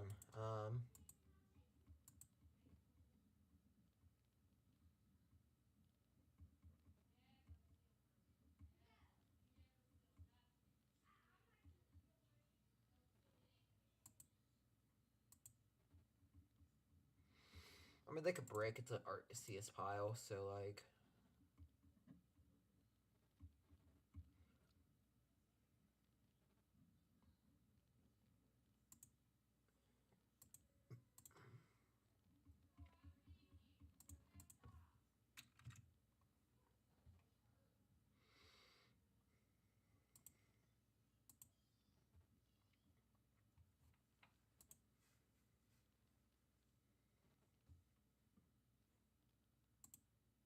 Just waiting on my opponent to check in.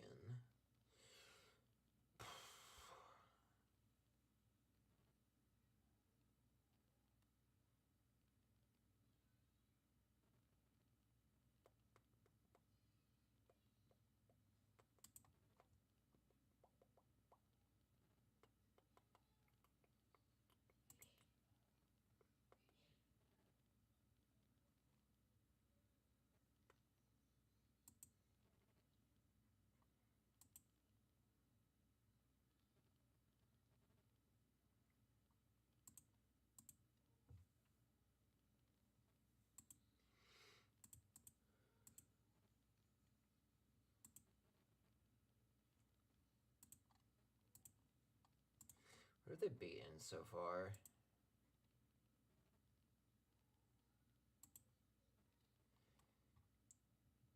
Oh lord, they've been against a lot of Tinas, haven't they?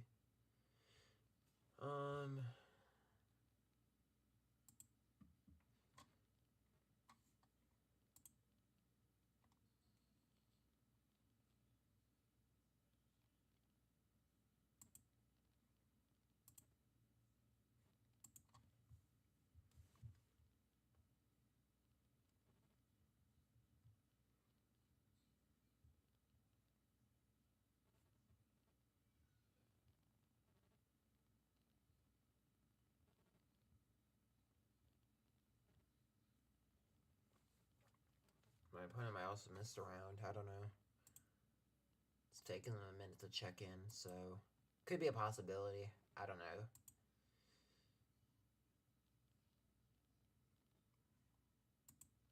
Nope. Okay, opponent check in.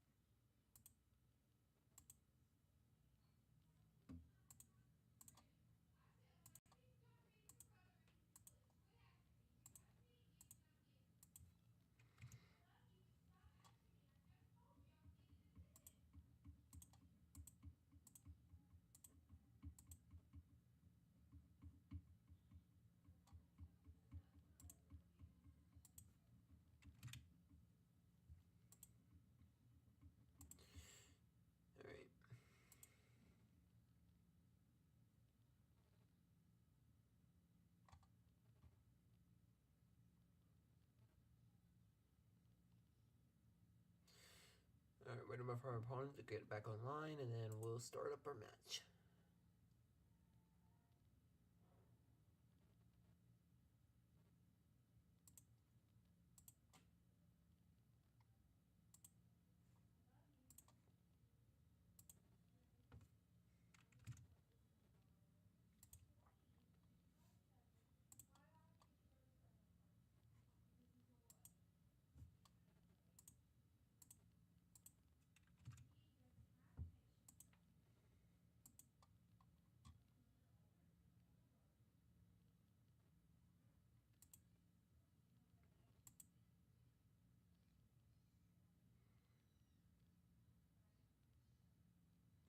I mean, they want to go first, right? Do they care if they go second? They really don't. But they go first anyways.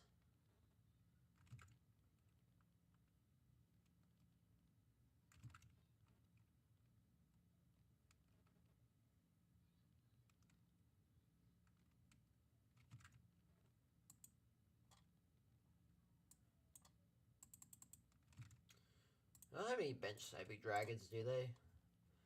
They have Noivern, Tina, Gudra, Duraludon.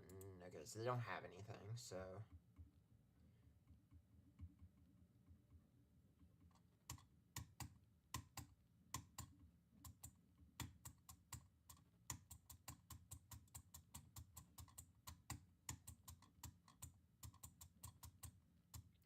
Ooh.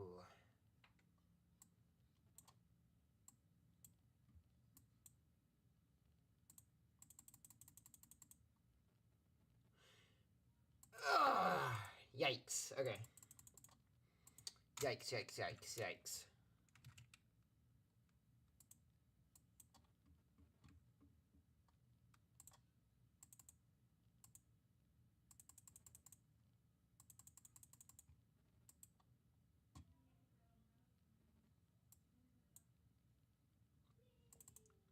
I mean, they're never threatening a knockout here, so we want to just go for a Pidgeot Rotom.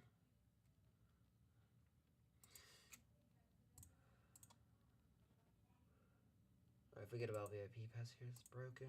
We don't, but I can get a candy, I think. I don't hate that.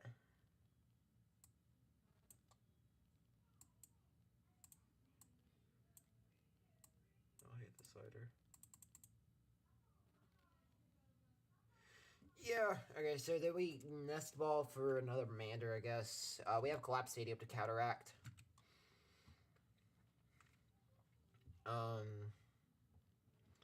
Path. I'm sure we could have one day Snake.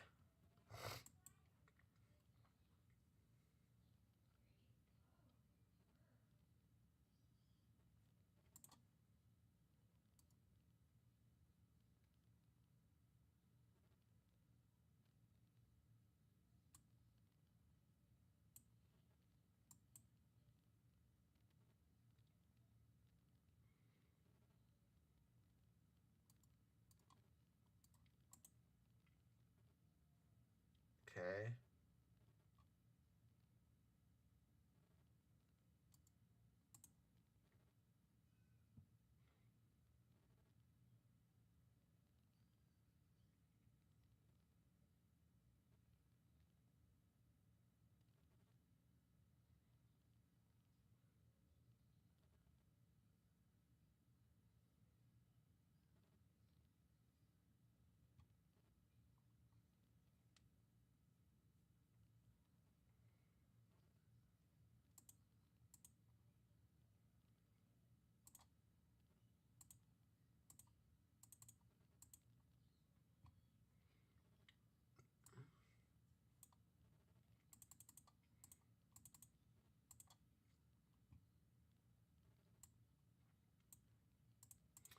I want to kind of keep the Devo here.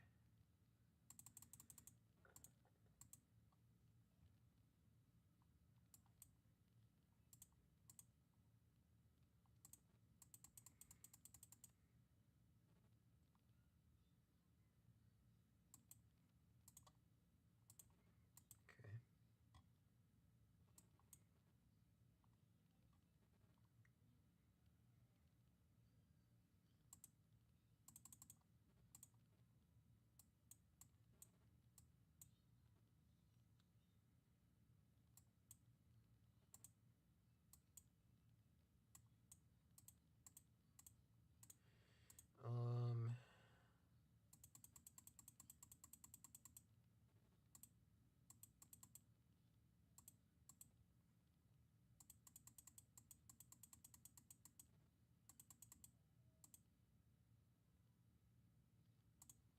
I'll just go for a Mander.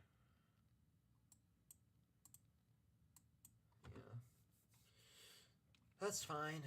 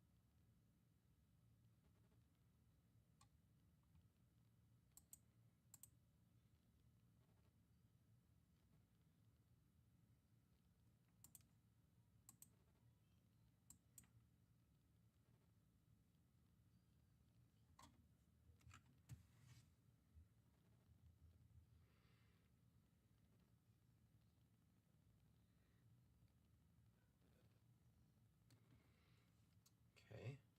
Yes, sir! Yes, sir! Oh, that was funny. Oh, that's too good.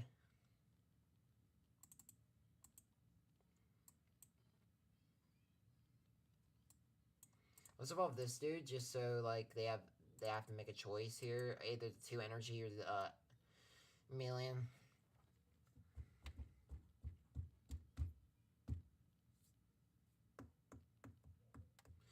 Oh, dude, that was funny.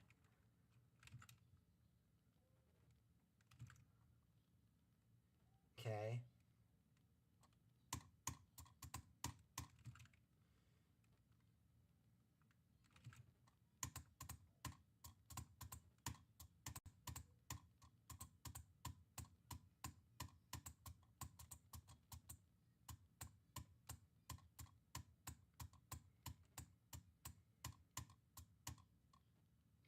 Really?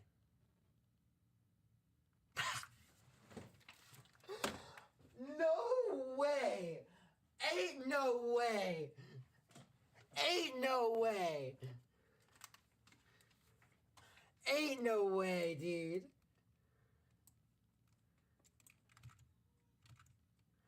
No, I had to get up for that one, dude. That's wild. That's fucking wild, dude.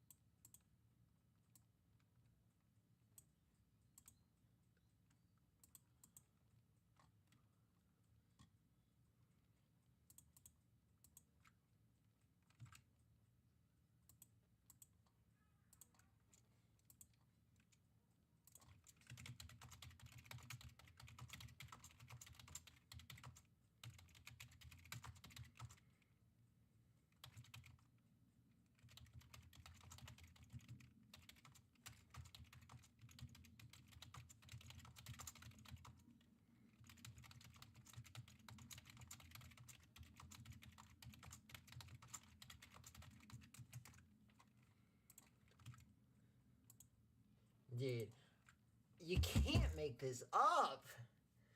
That's so wild, though.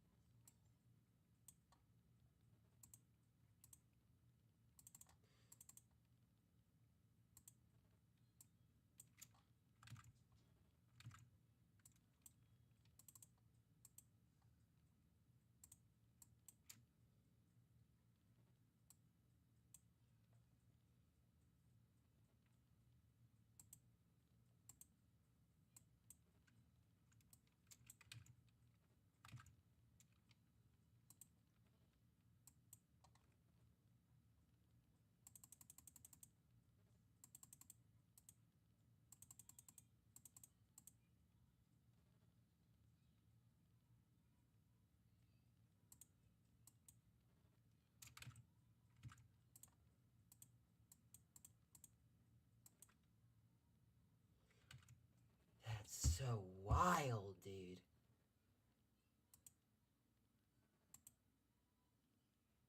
Like, dude, I would be so mad.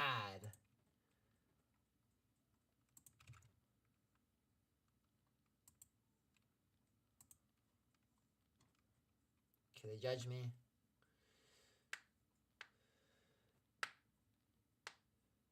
Okay.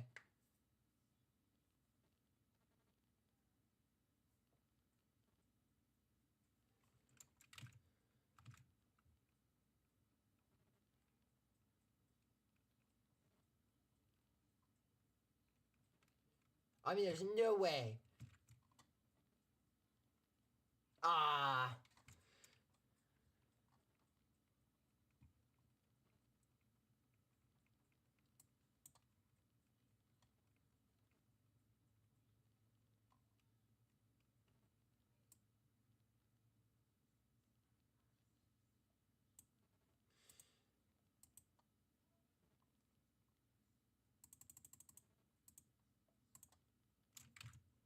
How many switches do they play? Just one?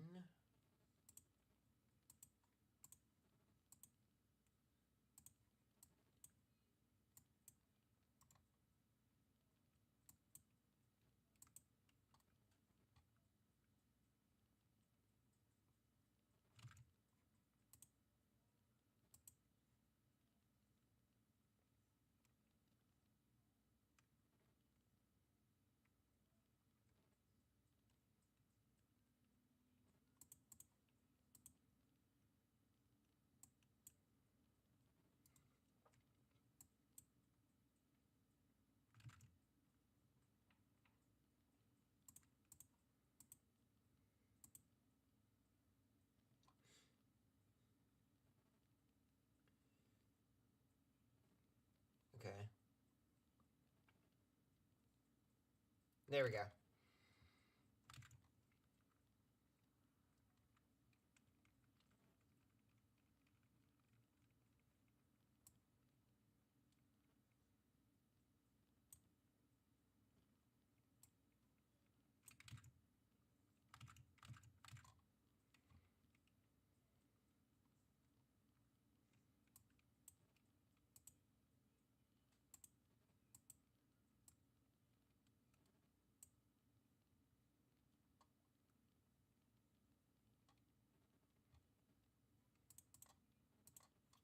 Alright, so this should be game.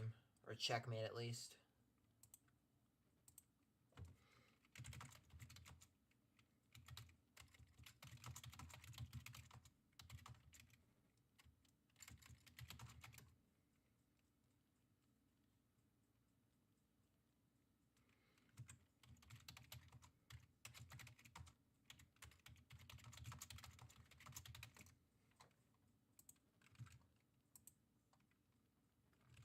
Dude. Like, I feel so bad, but like, dude, that was the, like, craziest. Okay.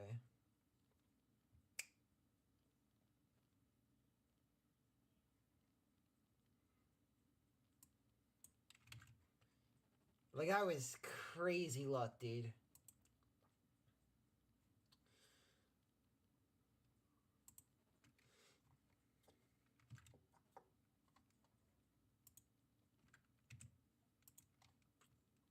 I mean, what would they get?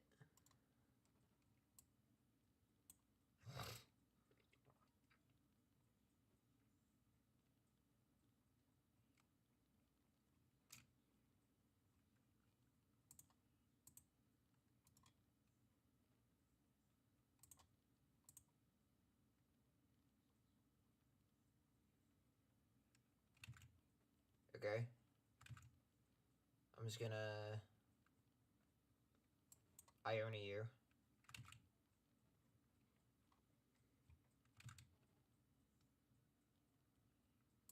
Now you draw your last card. You can't take 4 prizes. GG. Can't stop me. So.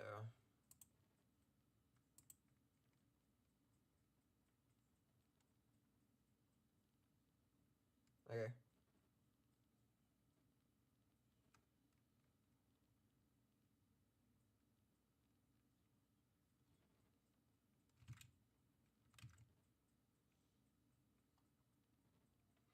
We just pass the GG's. Dude, I can't. I mean, like, dude. How do I get that lucky?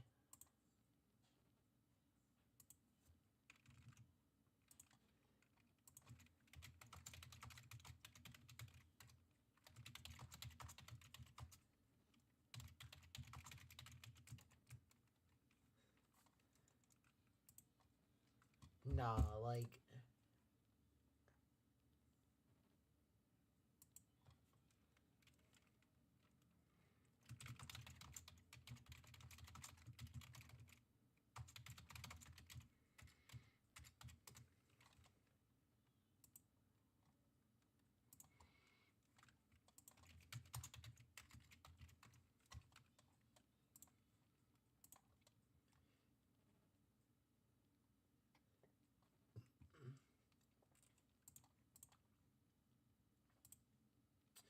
Alright, how much time do we have left in the round? 8 minutes. Yeah, that's in.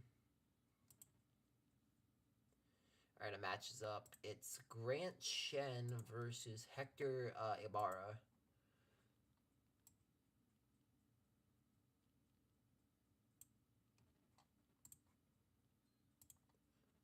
Let me. Giratina V down. But yeah, Turn I think that just on. establish cards in your lost zone, get yourself set up, get ready for a long game. It's definitely a long match for sure.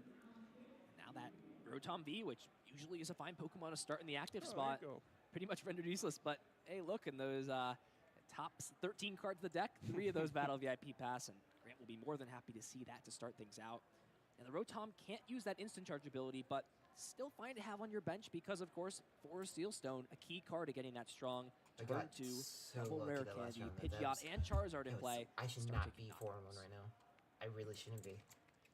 Now, earlier you were talking about what are some of the keys to the matchup.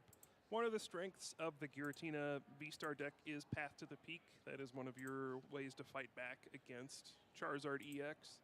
You know, you rely on Pidgeot EX's quick search, rely on Yeah, Granny Charizard playing, EX's ability to not accelerate playing energy. Shinpao is kind of So, wild. sometimes like, we'll see I'm so used early to game seeing Path to him the Peak on or late game Shinpao. Path to the Peak paired with a hand disruption card like Roxanne, just trying to get your opponent to miss crucial cards at the end of the game. So it really is a back and forth battle. Giratina V-Star is one of the few decks Hey, in Nico, the welcome to format chat. that Yeah, has an we're easy just way watching to like a knock little bit out of the stream Charizard in between EX matches. in one attack with that Star Requiem. So you always have that at your disposal, but you can only do it once. So like after whenever I that, finish it a match, becomes I'm just much like, more okay, let's go difficult watch the stream. to knock out a Charizard Better EX. than just sitting around Speaking here, of Charizard right? EX, the more prize cards you take over on Hector's side, the more you fuel that Burning Darkness attack. So lots of times it's sort of playing around with math to try and damage these Pokemon as much as possible before you go down to 3 or 4 prize cards where your Giratina V-Stars can be knocked out. We will see Arven played. This is a pretty Let's grab good the setup by second Grant. remaining Battle VIP pass in the deck, plus Forest Sealstone. And we see an excellent board here. Manaphy, Jirachi, and all else that you need. And yeah, no instant charge, but besides that, excellent textbook start here for Grant. Yeah, I'm Jirachi trying to figure out definitely which limits lost the box plays this is. from I guess I'm this Lost assuming Zone it's deck, Tina. essentially stopping Sableye from Because of using Jet, Lost Mine. but on like your it bench could still be Pokemon. like anything realistically. Yeah, that makes things more difficult. It feels really bad to have to use 2 of your 5 bench spots on Manaphy and Jirachi. So, you know, Radiant Greninja can hit 2 Pokemon with Moonlight Shuriken. Sableye can hit your bench Pokemon with Lost It's Mine. Tina. And I see the grass energy, I you have immediately to put knew down it was both Tina. to block both of those, but it really does cut off a large part of your opponent's strategy. A really awkward flower. Yeah, I was sure it was Tina, but it could still be like anything like Gudra. It could be like some weird like lost spots with Jet energy. Mirage getting But card you'd the love grass to have energy around for confirmed it later. for me. We'll have to hit the Lost Zone. As a big second flower selecting, does find a switch, and I mean hitting this Rotom usually is okay. You can finish it off later, but with that Jirachi being play, if this Pokemon hits the bench, yeah, you can finish it off with an attack later on, but you can't do that unless you bring it up into the active again, and it's just going to be a pass. Oh, not did even they? valuing retreating. Okay, I this didn't hear that Comfey then. out of the active, saving the energy. Because on this I bench usually Comfey, will I will saying, use "Look, the stream I'm going to give you essentially a free turn. I have no Giratina while V I'm in down. the I'm match, not and threatening so Lost whenever I Impact came next turn, back, and we're just going to see Grant get right to it right away, evolving into this Charizard. I guess I just Infernal Rain, I either having missed it free or I energy. just did not hear it. Grant's already set to take this prize card. Hasn't even played a supporter card yet, so we could see him even go deeper this turn. Yeah, you can't ask for much more. Turn 2 Rare Candy into a Stage 2. And, I mean, there's so many great things about Charizard EX. High HP, low attack cost, and over the course of the game, you know, it just builds up damage even further. But the fact that it also powers itself up just for simply putting it into play makes this card really the complete package. It just asks so little of you to do so much. You just get it in play, powers itself up. It's so hard to knock out. It even gets the minor benefit of the Terra attribute, where it can't be damaged while it's on the bench. People forget about that one a lot. That's true. I've seen someone Aqua Storm Charizard before, so it does definitely have some practical use. And we see the Forest Sealstone attached to the Rotom, using Star Alchemy, grabbing Iono, really saying, look, your start is not that strong. I'm just going to kind of push my aggression in this spot. Put you to a lower hand size. You don't have Giratina V in that hand, but Iono, yeah, I'd rather just put you on lower hand size now. Grant really looking to try and establish Pidgeot, does have it in hand, and there is an Ultra Ball. Could see potentially Charmeleon get grabbed, evolve that up. I mean, Rare Candy's an important resource. Anytime you can sort of shortcut that, leave more in deck, and give yourself more options, later on, it's going to be your friend for sure. Yep. No Pidgeotto in this list. I think probably not very common these days. But yeah, unable to get that. Only way you can get Pidgeot EX into play is with the Rare Candy. And interesting, we see Ultra Ball away a switch. You know, we don't see switching cards too frequently in this deck, probably paying some respect to some of like the Tapu Koko EX, some of the special conditions, and a little bit to the control decks as well, giving yourself a way to switch out. Yeah, So it's Grant's on in a Hector really now. good spot here. Grant has taken the prize card, set the stage, said, hey, look, I've got Charizard powered up. I'm ready to get things kicking. We'll see Nestball played to start the turn off. So we'll grab this Giratina V, put it onto the bench. But with no Radiant Greninja in play, only one Comfey, and a hand that doesn't really have something like Colress in it, this might be a big flower selecting to see how Hector can play this turn off. Does find Path to the Peak, and that's a great card to slow things down, but how much is it slowing things down when your opponent's got that Charizard already powered up? Yes, you shut off Quick Search, but you're going to need something in combination with that Path to get yourself back on track. Yeah, the good news for Hector is that Grant has not set up Pidgeot EX yet and doesn't have that strong of a board. Yes, there's an attacker, but until Pidgeot EX comes out, you know, a lot can happen here. And there you do see the Path to the Peak plus the INO. Going to disrupt the hand and hope that Path to the Peak sticks in there. You do see the Cramorant coming out, so I'm just going to settle for maybe that 2-hit knockout, setting up the first one with the Spit Innocently, and then use Giratina's first attack for the knockout, saving your Star Requiem for later. It's not ideally how you'd want to do it, but in this situation, it works. You just got to kind of hope that your opponent misses at some point. They did clog their bench up with a lot of stuff, so over time they may be vulnerable to repeated hand disruption, things like that. Yeah, it's still anybody's game. Hector deciding to use this Mirage Gate early, just getting those energy out of the deck, understands Iona could come up at any time, and like you said, Spit Innocently, 110 damage on this Charizard, putting it in range for a Lost Impact the following turn. And this is going to be pretty big here for Grant. Another one. Do we see? And a huge 3 cards there. Charizard EX the following turn. Boss's orders to bring up this Giratina. And what now was a nice setup play, no matter how many prizes Hector takes next turn, would not have been in range for this Giratina V-Star to get knocked out. So hitting it for 180 damage, you're putting it in range to be knocked out the following turn. And these are going to be a big 5 cards too. Not only are you hitting this Giratina, but there's nothing like Comfey in play to flower selecting for. So we'll see what these 5 cards warrant. Pretty easy choice there, getting rid of Manaphy and Battle VIP Pass, but do we see a Giratina V-Star? That's the big thing you're looking for here, and I don't see one yet. This could be a good position for Hector. Grant really didn't do a whole lot on that last turn. Only has 3 cards in hand. If you are able to get a Giratina V-Star this turn, it's a good opportunity to kind of put some aggression back on your opponent, but looks like just going to see a retreat. Wow. That can't feel very good. Oh, going to counter catcher, bring up the other Charizard EX and try to soften up both of them. All right. It's a pretty interesting line, and normally you do have that one guaranteed knockout. So, I mean, looking at this play, and obviously things didn't go well for Hector. This is not his ideal line, but how do you feel about this sort of detour that Hector has done in his strategy? Yeah, I think it's totally reasonable. You're basically setting up the same thing. Now you're going to have another fresh Giratina. Hopefully that turns into the V-Star on the next turn. But yeah, you basically just kind of delayed what was happening before. And also, it's not guaranteed the Grant has the energy. Obviously does here, but there was a chance that he just didn't have one and couldn't attack this turn. Not much else going on in the hand, though. Yeah, exactly. And I mean, that's not too bad for Hector. Now you've got both these softened up. Also got that second Giratina V on the bench, and this one, yeah, if you take 2 prize cards, you're not in range for a Burning Darkness to take a 1-hit knockout, but yeah, there is not much going on in this hand. Still no V-Star, no supporter card. Can't play something like a Roxanne. Grant yet to take 3 prize cards. Can't even use that Radiant Greninja's concealed card because of the Path to the Peak. There's some I support honestly don't hate Roxanne That's not here. what you're looking for in this spot. Can't use that one right now. Nope. Maybe next turn, but the question here, Kyle, is next turn too late? We are going to at least see one more flower selecting. Now, this is a pretty important choice for Grant. What Pokemon do you bring up into this active spot? Now, there's not a lot going on in this hand, so what is your best choice to keep yourself in a good spot? And wow, it's going to be the Pidgey.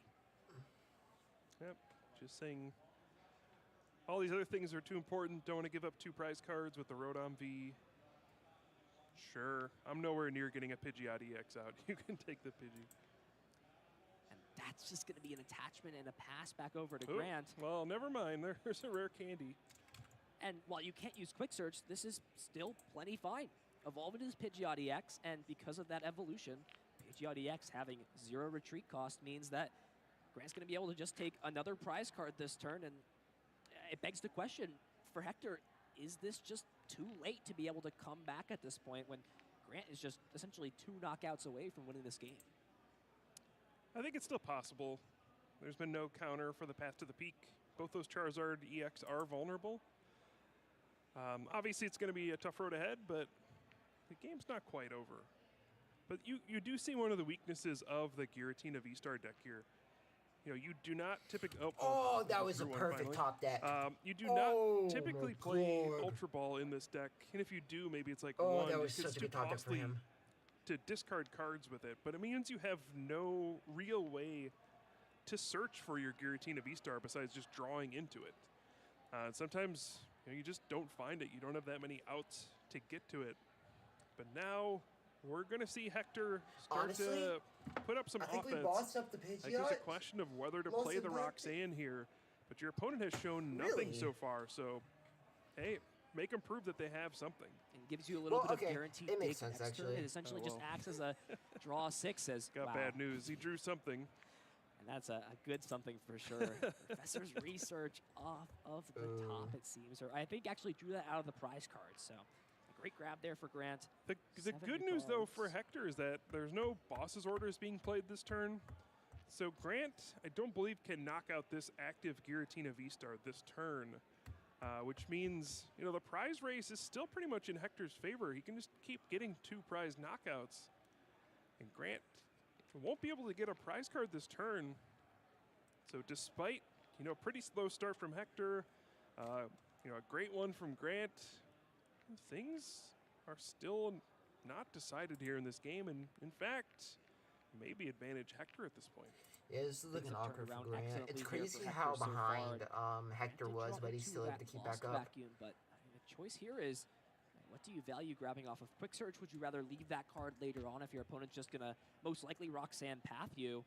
We'll see Super Rod get played first. That is a crucial inclusion in this deck, is playing 2 copies of that because there's only 6 fire energy, so getting those back will allow Rare Candy Charizard, plus of course a counter to that Path to the Peak to allow this 3rd Charizard EX to attack. Talk about prize trade. I mean, that's something that is in my mind right now. If this 2nd Charizard goes down, can you even get that 3rd Pokemon in play to deal damage and take some prize cards on this active Giratina V-Star? Yeah, it's still anybody's game here. If you're Grant, just keep attacking and hope things work out. You could potentially retreat, set up a single prize Pokemon this turn, and force your opponent to have, you know, like a counter catcher, a boss's orders here. But it looks like not going to risk it. It's so tough because if they have that, you've just pretty much wasted a turn at that point. And from there, just one more lost impact will take the game. You could also Star Requiem, build the board up. You could also leave Star Requiem open as an option for both these Pokemon. To hit hard. It'll just be another Burning Darkness, 240 damage onto this Giratina. Hector's got a pretty sizable hand. Energy's in the discard pile. Is looking at potentially a Super Rod to bring some of these energy cards back. Could be paired with a Mirage Gate, which we see in hand. And now all of a sudden, with this 3rd Giratina coming into play, you ignore that damage to bench Giratina and set up to essentially use 3 Giratina. We don't see it a lot, but bouncing back and forth when your ability locking your opponent with Path to the Peak is a very solid strategy, working out excellently here for Hector in game 1. Yeah, I think the only awkward part here is you need to use I don't like Lost Cram. Impact I don't like here. Cram. I You think it's going for the water energy here. You're waste your committed to Star Tina. Requiem here, which means you're going to have to get a lot of energy in play just to be safe to lock up the game for the next turn. So another Mirage Gate, perfect. Get 2 extra energy into play, but you'd really love to leave yourself in a position where, you know, you have the energy in play already, and you just need to use Star Requiem to win the game, or, you know, leave yourself with just needing 1 energy attachment to win. Because, yeah, if you use your V-Star power attack here and, you know, your opponent gets another Charizard EX out, that means you also need to find, like, boss's orders to knock out Pidgeot EX to win. So it's really about trying to manage, you know, what gives you the best chance to lock up the game for the next turn. Hector does still have 2 Jet Energy. That's a card I have my eye on here. If Hector can find those, not necessarily to pivot out, but just to fulfill that cost, does still have 1 basic Psychic Energy in the deck. And if you can get rid of the Psychic Energy on this active Pokemon and that Jet Energy you attach, you leave essentially both Pokemon in range that without a Mirage Gate, you can Star Requiem, whatever 2-prize Pokemon comes out. Now, let's see these 6 cards, but no. There's no energy at all. Any energy. And okay, he's just going to go for it. Wow. I mean, you do put your opponent at 2 cards with the Roxanne, and there's a path to the peak in play. I mean, what are the odds that your opponent does something big this turn? Probably pretty low. But, yeah, you don't feel good about it. The problem here is with that path to the peak. Iono. This Arven can't grab all the pieces, the Rare Candy Charizard and the Counter Stadium. You can grab something like the... Oh, wow, just going to play the Iono instead. Just saying, look, I've got to find 3 pretty insane cards here to keep myself in this game. Do we see maybe a Lost Vacuum? No, but did evolve into Charmeleon on that turn, so there's no ability to attack. Having to potentially retreat this Pokemon, but then that begs the question, do you have enough energy cards to pivot this Pokemon out? I mean, Hector's in no position to really want to take knockouts on either of these 1-prize support Pokemon like Manaphy or Jirachi. Yeah, Grant also drew the Lost City, so can get rid of the path to the peak, but may just be trying to figure out, is it worth doing this turn? Decides, yes. Oh, okay, want to go search for a card this turn. That's fair. And looks like... God, I hate when people, like, slow play. So annoying. Like, just...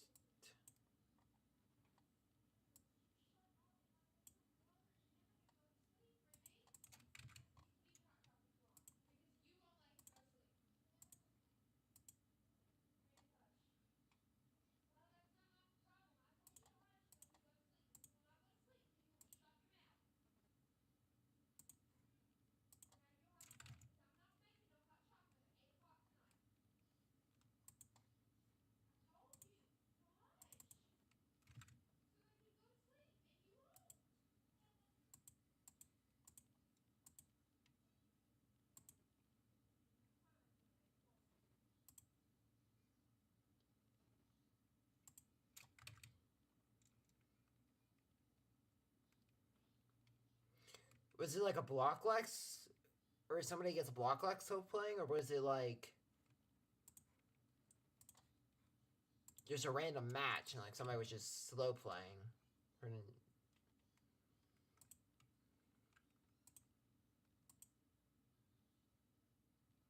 Oh, okay.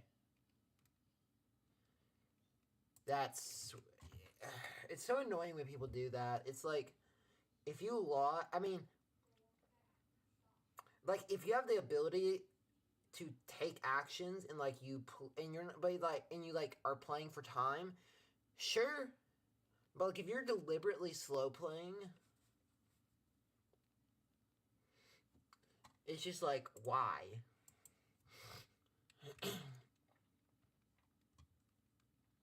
I just don't get it. I don't get it.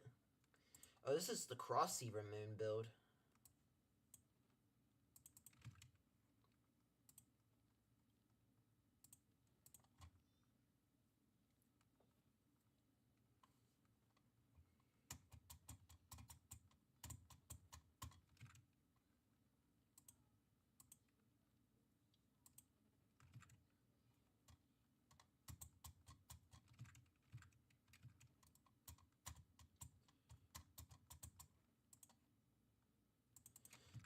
This hand's kind of hot.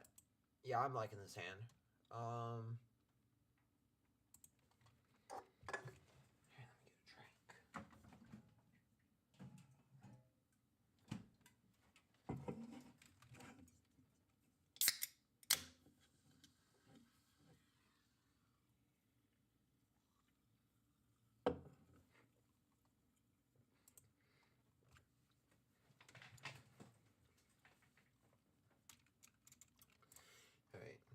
They're probably just gonna burn down this hand and then just squawk.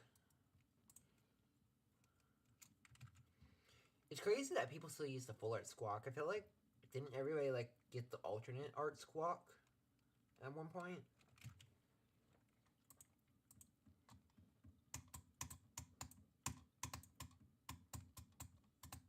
Because that's a cross switcher pair down.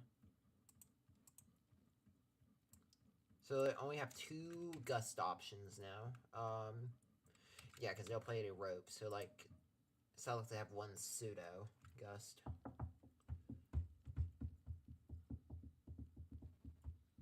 Well, they technically have 4 because they have 2 crossovers. So, like, they can have a bunch of boss. So, like, I don't. It gets weird. It gets weird. I'm not gonna think about it though. Just think about my game plan.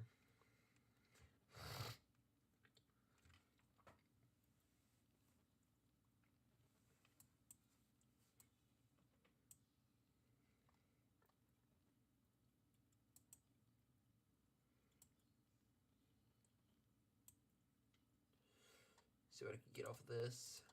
That's pretty good.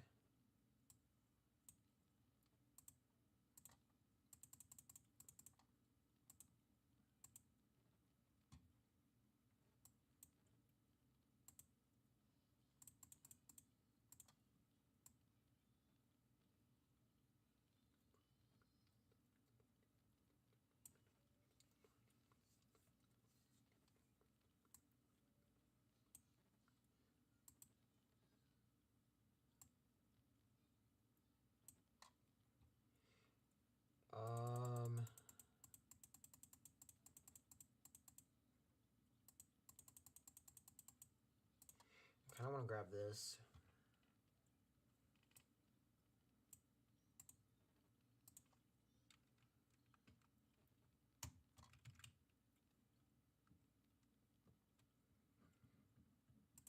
I'm fortunate to have a lot here because they have a 6-card hand. They have 1 energy in the discard pile, so they sought us here. So 5, so 8 card hand. Okay, so they discard that. So 7 card hand. Now they get the Sawdust. So they can't boss, so they need to get the double cross switches. They have 3 left.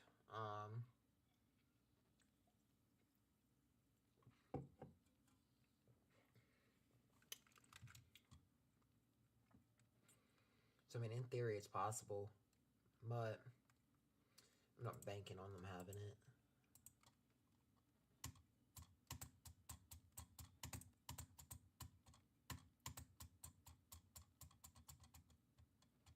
Okay, they do have it.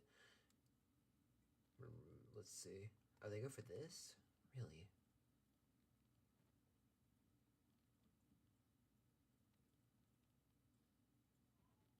Okay.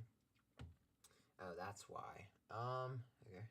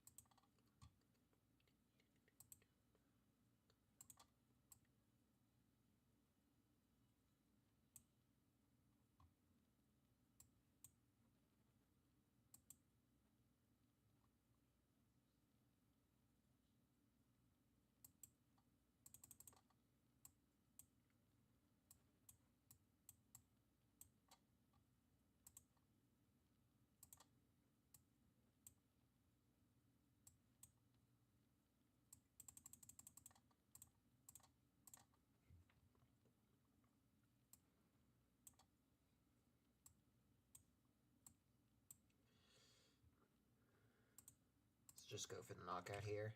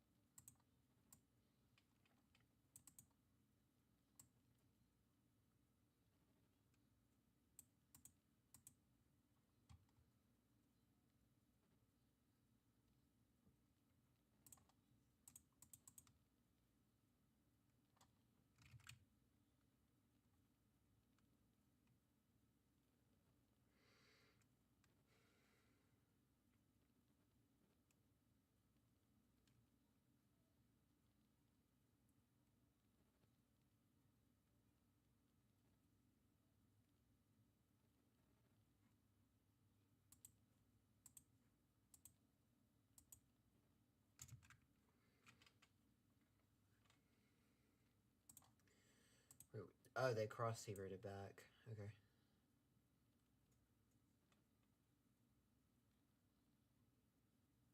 If they get rid of the Vitality Band, it doesn't matter. It's not like it fixes math, it just helps.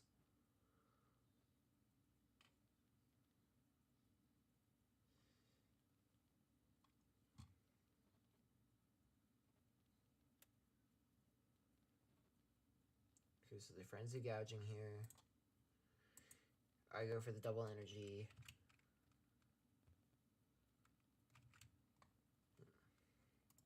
We go for the Mander knockout.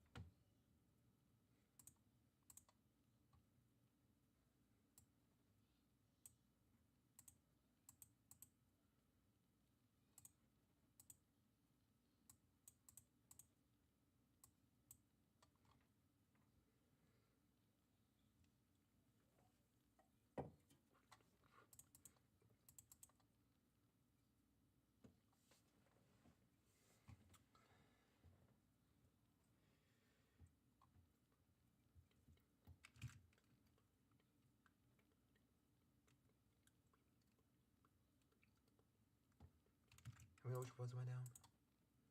1. Okay, so I could easily just,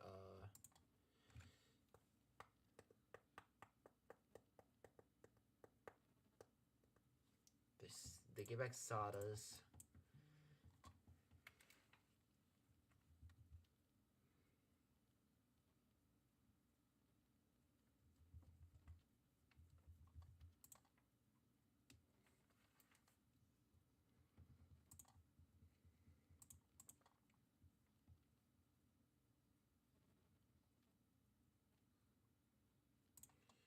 Curious what to get, if anything, off of this. Let me see, what's in their discard file? They could save it, go with the cross switcher to guarantee game.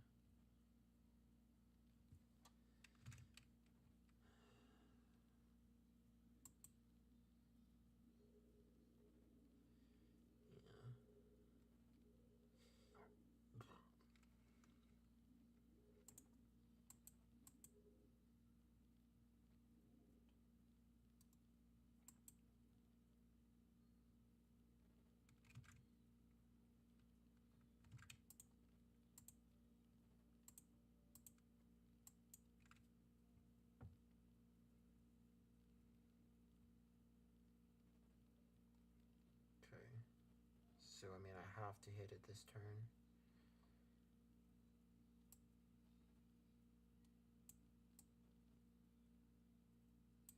I think I have to go Mew here. I'm gonna be so upset if I, prize an energy.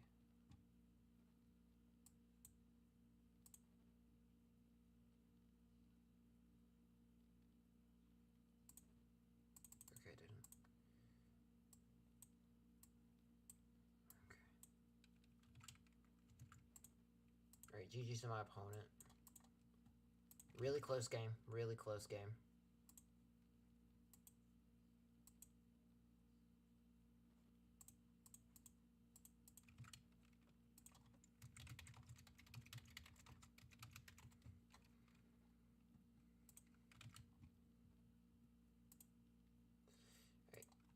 5-1. So we can ID get into top cut.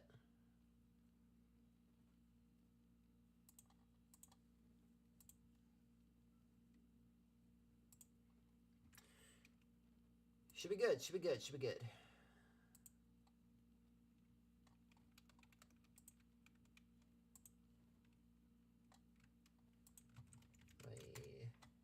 Get my opponent GG's. We got 16 minutes left. Alright, back to watching the stream.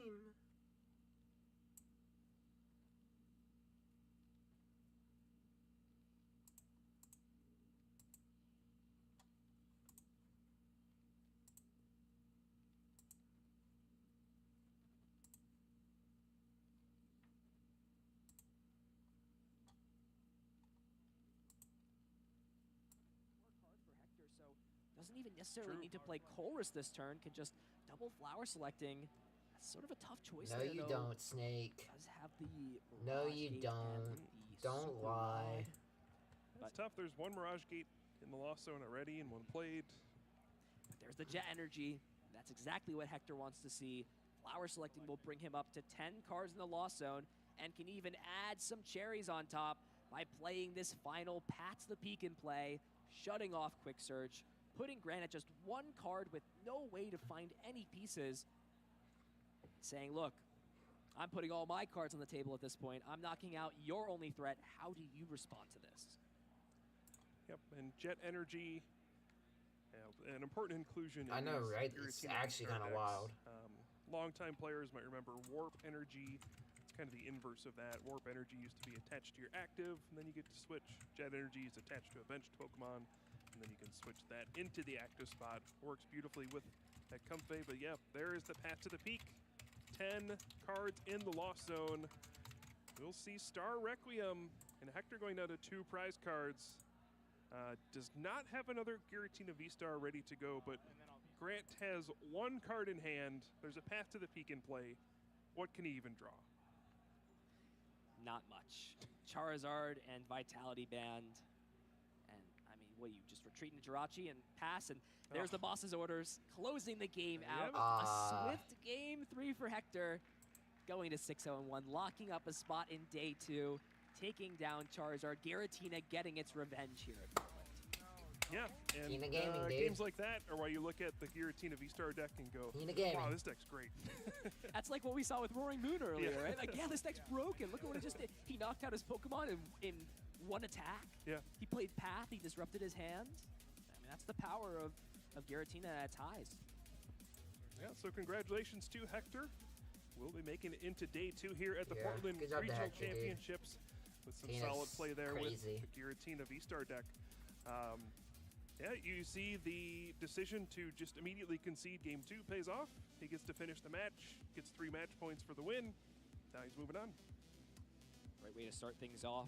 Great way to sort of get yourself through day 1. Now you locked yourself up a spot for day 2, and still plenty more Pokemon to play. I mean, when you're in that position, right, it's just sort of like a relief off your shoulders. You've still got plenty more Pokemon to play, and you're well aware of that, right? You've still got 8 Swiss rounds left to go, but you now know that, look, I can, once day finishes, I know I'm in day 2, I play more Pokemon tomorrow. Now let me set my eyes on that top 8, that championship trophy, and all that comes with having success in the Pokemon TCG. And I saw Hector at one point during the match say, yeah, Spiritomb and Path to the Peak, very skilled Pokemon there. It worked out for him. Sometimes just Wild cutting that off he your plays opponent's Spiritomb, options is all though. you I need to don't win the game. know how much I like Spiritomb, kind of but the I unsung don't hero hate of it that as well. match, Just does like preventing any complete usage shut off to of Rotom. that Rotom V throughout the entirety of games 1 and 3. So, yeah. Spiritomb, I think, mostly a tech card for, you know, Mew VMAX, but also has uses against these kinds of decks that rely on Lumineon V, Rotom V, things like that. That fettered in Misfortune's ability, paying off big time. Paying off with a ticket to day 2. Now, Grant's not out of it either. Oh, Yeah, I know, right, dude? Very well. It's I mean, so this silly. is what the matchup Like, sort of comes down to, right? Is imagine doing you have that. access to get out of Path to the Peak every turn. Conceding then strategically. go your way, but Wild. Path sticks when your options are a little bit limited. It's tough. It really is. Yeah, if you're Grant, I mean, you shake it off. Not much you can do there. Things just didn't fall your way. That's how it goes sometimes. You hope to not. I get love lost Hector's by the path to energy, the peak dude. Like, in it's so future fun. rounds. But if you're Hector, that's exactly how you want things to go. Mostly stress-free game 3. You know, game 1 was pretty close, back and forth, but yeah, love to cruise to a victory, and hopefully he can keep the momentum rolling and pick up a few more wins before this first day is over. Well, things are getting exciting here in Portland as we traverse through our matches. You see that sort of sigh of relief there, the nice look at the camera after taking that match down. And look, I'd be ecstatic too if I got myself into day 2 in a solid Rosario position. won. Thank you for the follow. With a powerful deck of Giratina V-Star. There's a lot of Giratina V-Star haters out there. There's lots of people that feel like the deck is high rolly. It's, you know, it misses pieces, inconsistent, and there's nothing that feels better than to prove the haters wrong and show that, hey, my deck's good. Look at it right there. Just won on stream and I'm undefeated so far. I'm sure he's looking to get more wins under his belt at this event. Prove the haters wrong. What At Twitch least this followers round. am I at now? I don't The know. hope is that it's more than just this round, of course. Yeah, but yeah, we did note that that was Hector's first time playing a match on stream. Didn't look like Oh, it at shoot, all. I'm at He seemed pretty 43. comfortable up there. Seemed like he was a regular. Hey, we're 7 didn't affect away him at from all. Played meeting very my well goal throughout the of course 50 the match, so. followers. Yeah. Hopefully we can maybe make it eventually. We'll see on stream more often moving forward. These last couple of seasons, ever since we sort of returned from the pandemic, lots of players have been making their name. I mean, a big one, Andrew Hendrick, that was a player that I think if you asked anybody before 2020, nobody knew who Andrew was. And two-time regional champion back-to-back, still super solid placings. He's been playing well in that top 16 race as well. Now, it's of course not as much of a race as it has been in the past. There is no more two-day structure for World Championships. Things have changed a little bit, but still a lot to play for. Still a lot to play for, and being ranked top still matters because, of course, you are still battling out for those stipends, and the more stipends you get, the more events you can travel to, the more prizes you can win, the more championship points, and it sort of just becomes a repeating cycle in that sense. Yeah, and I mean, the regionals themselves have also become much larger events, increased prizes. Of course, any event, doesn't matter how many championship points you have going into it, if you win a regional championship, you automatically qualify for the World Championships. So it doesn't matter where you are in Day 2 must be standings, such an rankings, amazing how your experience. season's gone to this point. Hopefully, all it takes is one. hopefully big I'll be event able to make day 2 in to change everything. Charlotte. That's my next Hector regional. is our so champion, hopefully I'll be lost able to, in the sauce so far. Is our round Hopefully I'll be 7 able to make winner, day 2 in and I want to that. hear what he has to say, so let's throw it down to the lounge. after my subpar runs in San Antonio, Peoria. Hello, everyone, and welcome back to the lounge. My name is Adam Watson, joined by our winner you just saw on stream, Hector Ibarra. How are you feeling, my friend? I'm feeling really good. Grant's a really good player, and we actually go to the same locals, so it's kind of funny that we took a plane all the way from Chicago just to play over here. So, I mean, I was definitely nervous going into it, but Charizard's a pretty good matchup for Giratina, so I felt pretty solid going into it.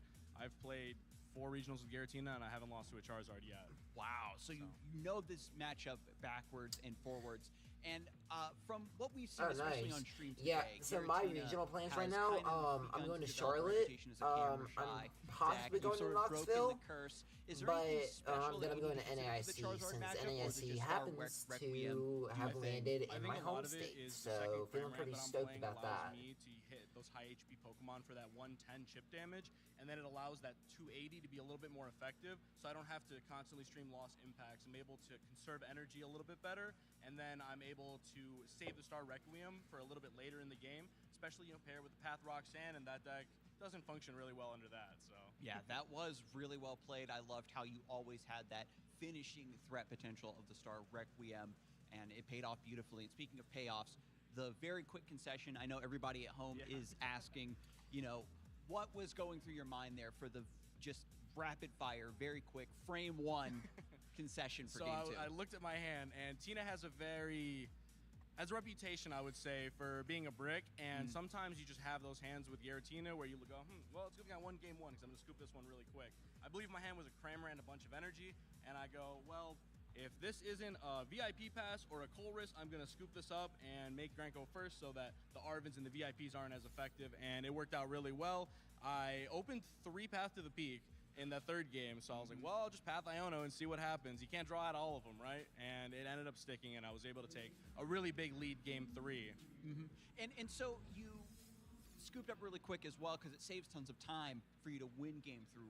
Did you go into the matchup with the thought process of, I want this win, I don't want any possibility of tying? Yes, it's the first game I've ever played on stream. I've been playing since Sun and Moon base set, and so I've been eager to get on stream, and I knew I was like, I have to win, I have to win. So I'm glad I can finally, take a screenshot of the stream and make it my Twitter profile picture, so that'll be cool. Oh, the classic, the classic. Yeah. And you had, a game plan going in, a goal, and a lot of good juju, I suppose, kind of saved up. I think so. Yesterday was my 25th birthday, so Happy I birthday. used some of that luck to get on stream and have a pretty good start this weekend. The last regional that was in San Antonio, I finished 7-1-1, so I'm hoping to finish 8-0-1 today and do a little bit better. So, it's all about incremental improvement. Yeah, I think that so consistently making these day twos now, sticking with Giratina, getting the experience and just the reps in on that deck really does help. Kyle Sablehouse, as you know, is a really big Tina fan. Big Giratina fan. And it definitely helps. Sorry to interrupt you. It definitely helps that the person I stay with is Dan Hugar, who got top 8 at San Antonio, and we're kind of known as the two Tina guys in Chicago. So we're both very loyal to the deck. So we were cooking up last night. We have a couple cards difference because, we couldn't agree on everything, but I think we both came in with really, really solid lists, and I know he's doing very well today as well. He's the man. Yeah, that makes a lot of sense, too, because Giratina is such a flexible list with the Lost Zone package being spliced in, and, of course, having a really big skill ceiling when it comes to how adaptable you are to the board state and how many plan C, plan D, plan E that you have in your back pocket. Oh, yeah, you have to have a brain like Alakazam to play this deck, I think, at a high level, because it's one mistake can really just ruin your whole game plan. And I kind of tend to like decks like that, where it's really hard to play, but it's very rewarding to play Giratina. And I think it is that deck of the format, and I think it's the best deck of the format when it works. That's definitely the sentiment I hear all the time from the Pokemon community, that, X percentage of the time Giratina is unbeatable, and then there's some players that just don't really gravitate towards that.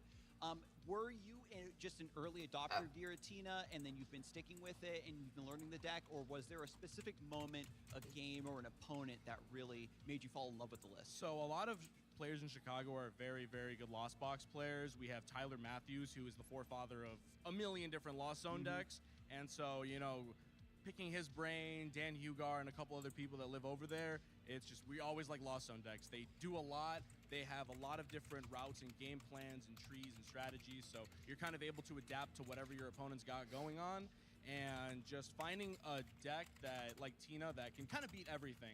So you have just a high damage output, you have a nuke button with the V-Star attack, you have a consistent free attacker with Cramorant, and I haven't attacked with Sableye once this event, so maybe I can use him eventually. Has it just been you haven't needed it, or has there been a lot more Jirachi out? I think every single one of my opponents has put down Jirachi Manaphy. I was really excited game one because Grant didn't put either of them down, and then he's like, well, I've been Jirachi Manaphy pass. I was like, oh no. Yeah, you just get robbed at that late game, but you've been so skillfully relying on Giratina. You already said earlier, so we you should really like be the Charizard matchup.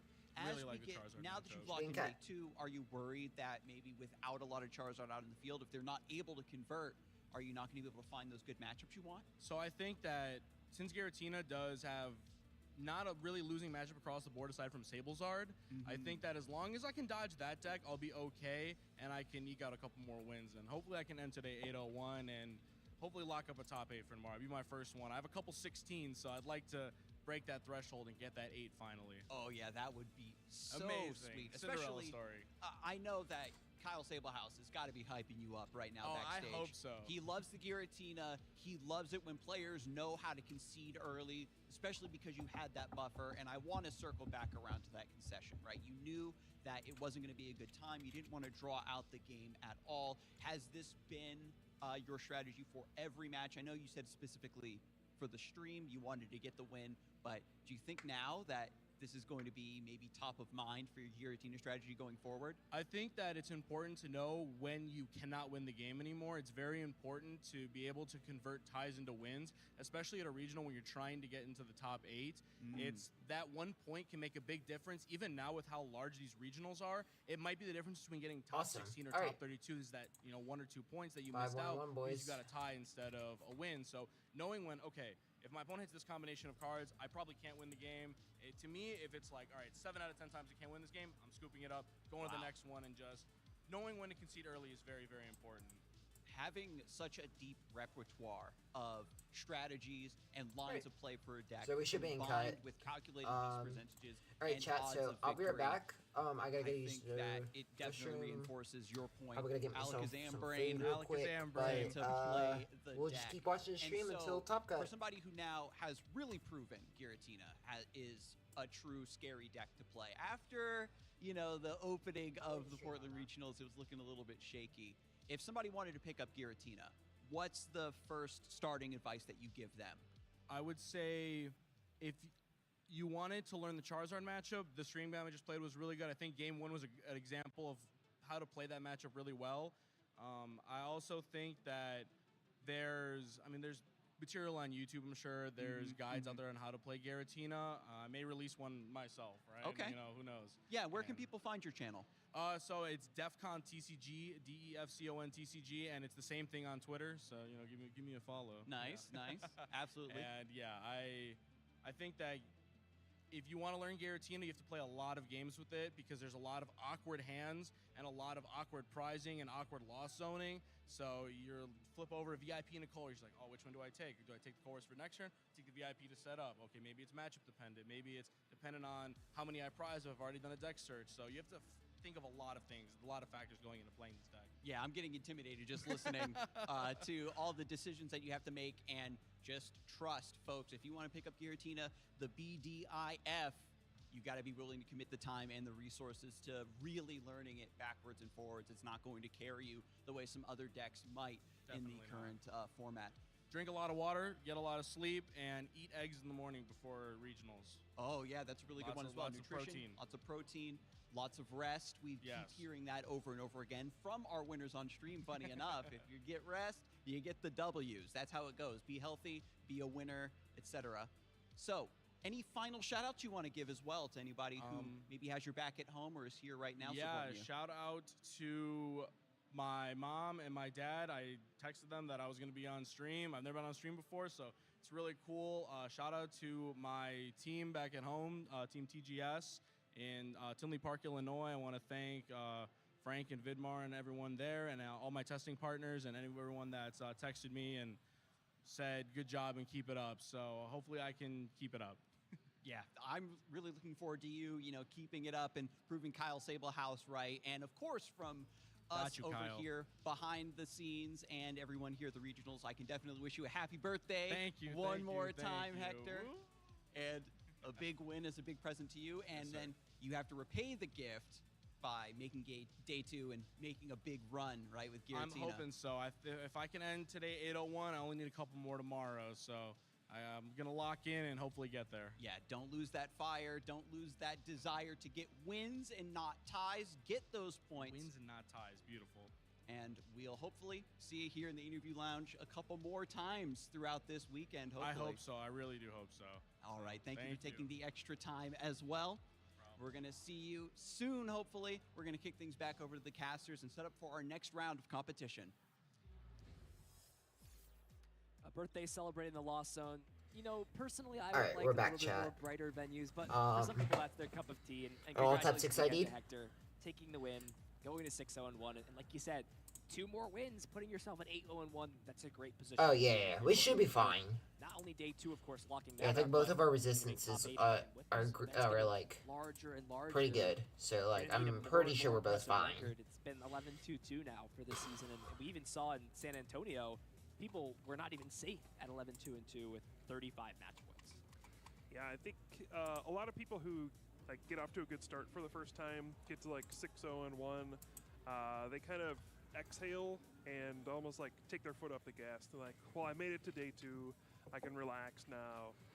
Just play my last couple rounds relaxed. But really, this is the time where you should be pushing to get even more wins. It's great to make it to day 2, but you want to make it there at the top of the leaderboard.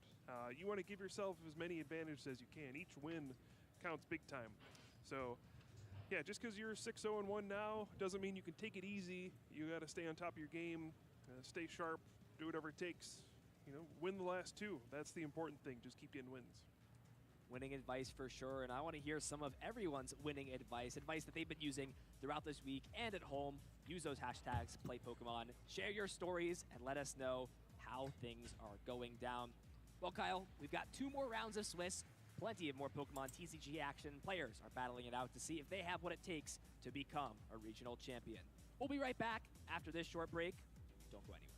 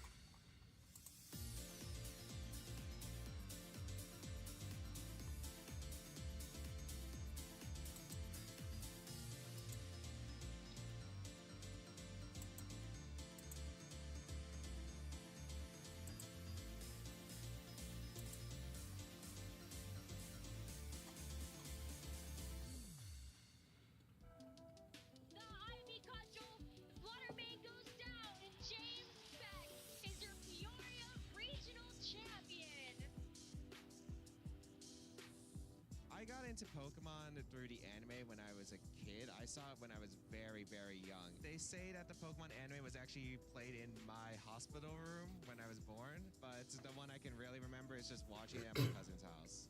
And basically have been, ever since, just watching the anime, playing the game. Pokemon's been a huge part of my life.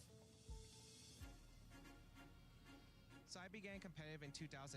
I was just playing very casually. I didn't know anything about competitive. And then after the 2013 World Championship, watching the live stream, I ended up going, oh, I want to start becoming one of the better players. So I ended up studying a lot and been transitioning ever since.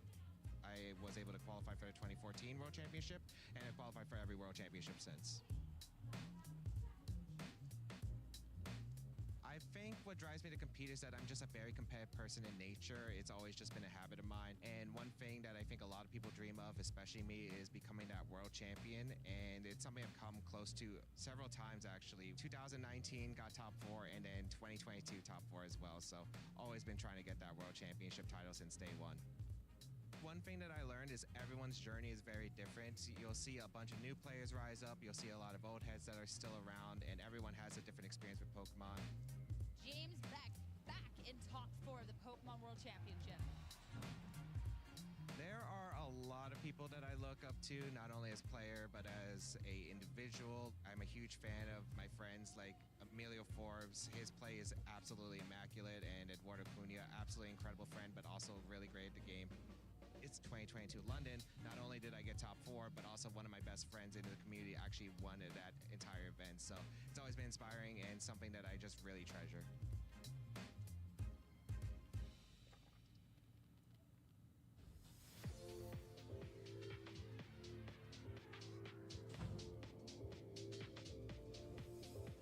Before a big match, I just like to think of it as the same game that I've been practicing with. You know, it's really just the same as my practice games.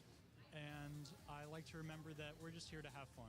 So I like to go into every set just wanting to have fun and play it like I'm practicing. I think nerves are definitely inevitable because I've been to a few of these things and I'm still nervous, but I actually call my mom and I talk to her for a minute and then I listen to music when I'm in the hall around everybody, so it doesn't get as overwhelming and as loud. So yeah, something I do to calm my nerves before a match, I like to flip through my binder and just check out my cards and like really just try to not think about the match, because yeah, it helps a lot, because yeah, if I think about it too much, game's not gonna go good. But yeah, that's what I do.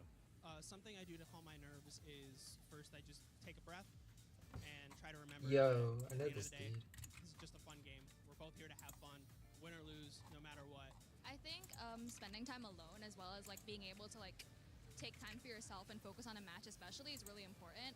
I find that like sometimes like even talking to friends or even just like being alone and relaxing, it's really just, it helps a lot with like calming down nerves, and especially for a big match, it really just takes the focus onto the game and lets you play at your best basically with the best mindset possible.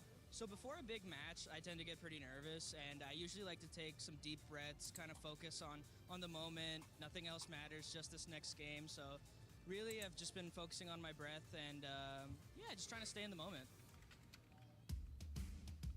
Hey trainers, Chip Ritchie here, and today I'm going to talk about metagaming in the Pokemon trading card game.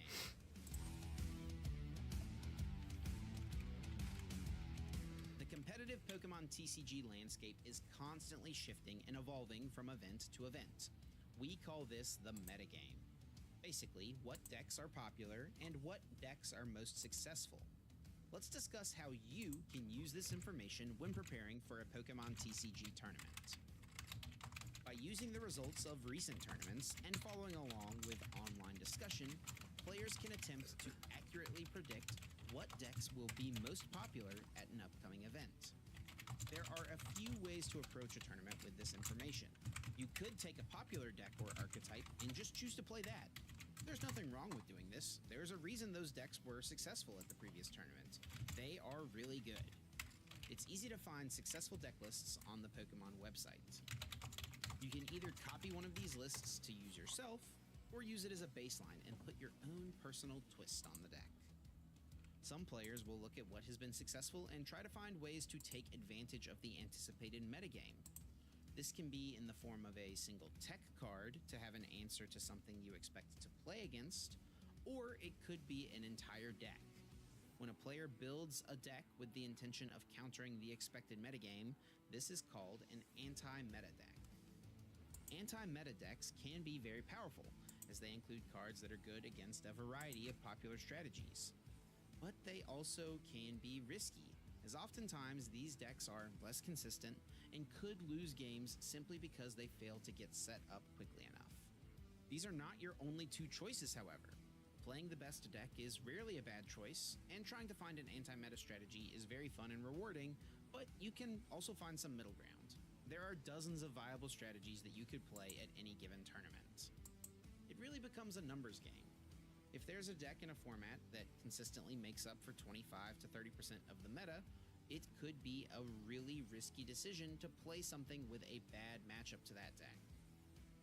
I think it's important to recognize that it's okay to play a deck that has a bad matchup, so long as that bad matchup is something that you feel is not going to be very popular. The metagame is also constantly shifting between events, so it can be useful to stay in the loop online to see what the community is discussing and what players are thinking leading into a tournament. When making your final decision, comfort level should also be a factor. It's worth your time to practice and prepare to make sure you have a game plan regardless of what you come up against. Being familiar with not only your own deck, but the popular decks in the metagame will increase your chances to become the very best. To see all the action, be sure to tune in to our Championship Series coverage, and to learn more, visit Pokemon.com/play. Alright. Next round should be coming up. Beautiful Portland, the home of the first regional championships of the 2024 calendar year. And what an exciting one it's been so far. 7 Swiss rounds done, but plenty more Pokemon TCG action to come. Welcome back, everyone. My name is Ethan Heggie. I'm joined alongside Kyle Pukasukovic. And wow, we've seen so much already. Plenty more Pokemon TCG action to come, and it has not disappointed here in 2024. Yeah, it's been a fun tournament so far. I think there's been a ton of people here. You see lots of people laughing, having a good time. I love to see it whenever you go out there. There's stuff to do for everybody. You know, there's Pokemon TCG, video game, Pokemon Go, side events if you're not playing in the main event. Just fun hangout areas. There's some vendors here if you need to pick up cards for your deck, or just some plushies, whatever it be. Yeah, there's tons of stuff to do here at these regional championships. And they're all over the United States, all over the world, in fact. So use that Pokemon event locator. See if there's a regional near you. Most likely maybe within driving distance, getting with some friends, go down for a weekend. We can't stress it enough. It's a ton of fun. You're going to have a blast, whether you're trying to be the very best or trying to just have a great time. Regional championships are a great way to explore the Pokemon TCG and see what this game has to offer. Definitely.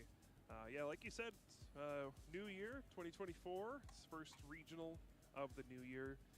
Ethan, I'm going to put you on the spot. Do you have any resolutions for this Pokemon 2024 season? I want to not choke my Worlds invite again this year. Now, it's a little bit different in Japan. The way that the system works, one of the ways is you have 4 events. You can only go to 4 events. You're maxed out, and your 4 placements are stacked up against everybody else in the country's 4 placements. So I had a really good first and second quarter, and then I played Miraidon. And yeah, you can kind of tell what happened from there. So my resolution is to not let the bag slip out again. So far, off to a good start, but things can change very quickly. You won some tournament around Thanksgiving, right? Is that did. a City League or a different one? Played good old trusty Gardevoir. As you've seen on my predictions, I'm very faithful to Gardevoir. I've entered a pact with Gardevoir in this case. This is part of the fine text. Yeah, the metagame in Japan is very different. There's lots of different decks. Lots of things are more popular. They don't necessarily look at the results in America as much. They sort of have started to pick up some decks. So, for example, the Peony Miraidon deck. Players from Japan have sort of been picking that up recently, saying, hey, yeah, this is a pretty good way to play Miraidon. That's been seeing some success. There's also some cards that aren't released yet in America, in the TPCI region. Moonlit Hill is a big example of that card. I've been using that card for 3 or 4 months now in Japan, and it will be coming out soon, so we'll see that coming out. But for now, Gardevoir, still a good deck either or, but it's those little things between formats, cards that are available, cards that are not as available, that really decide how a metagame shifts and warps itself.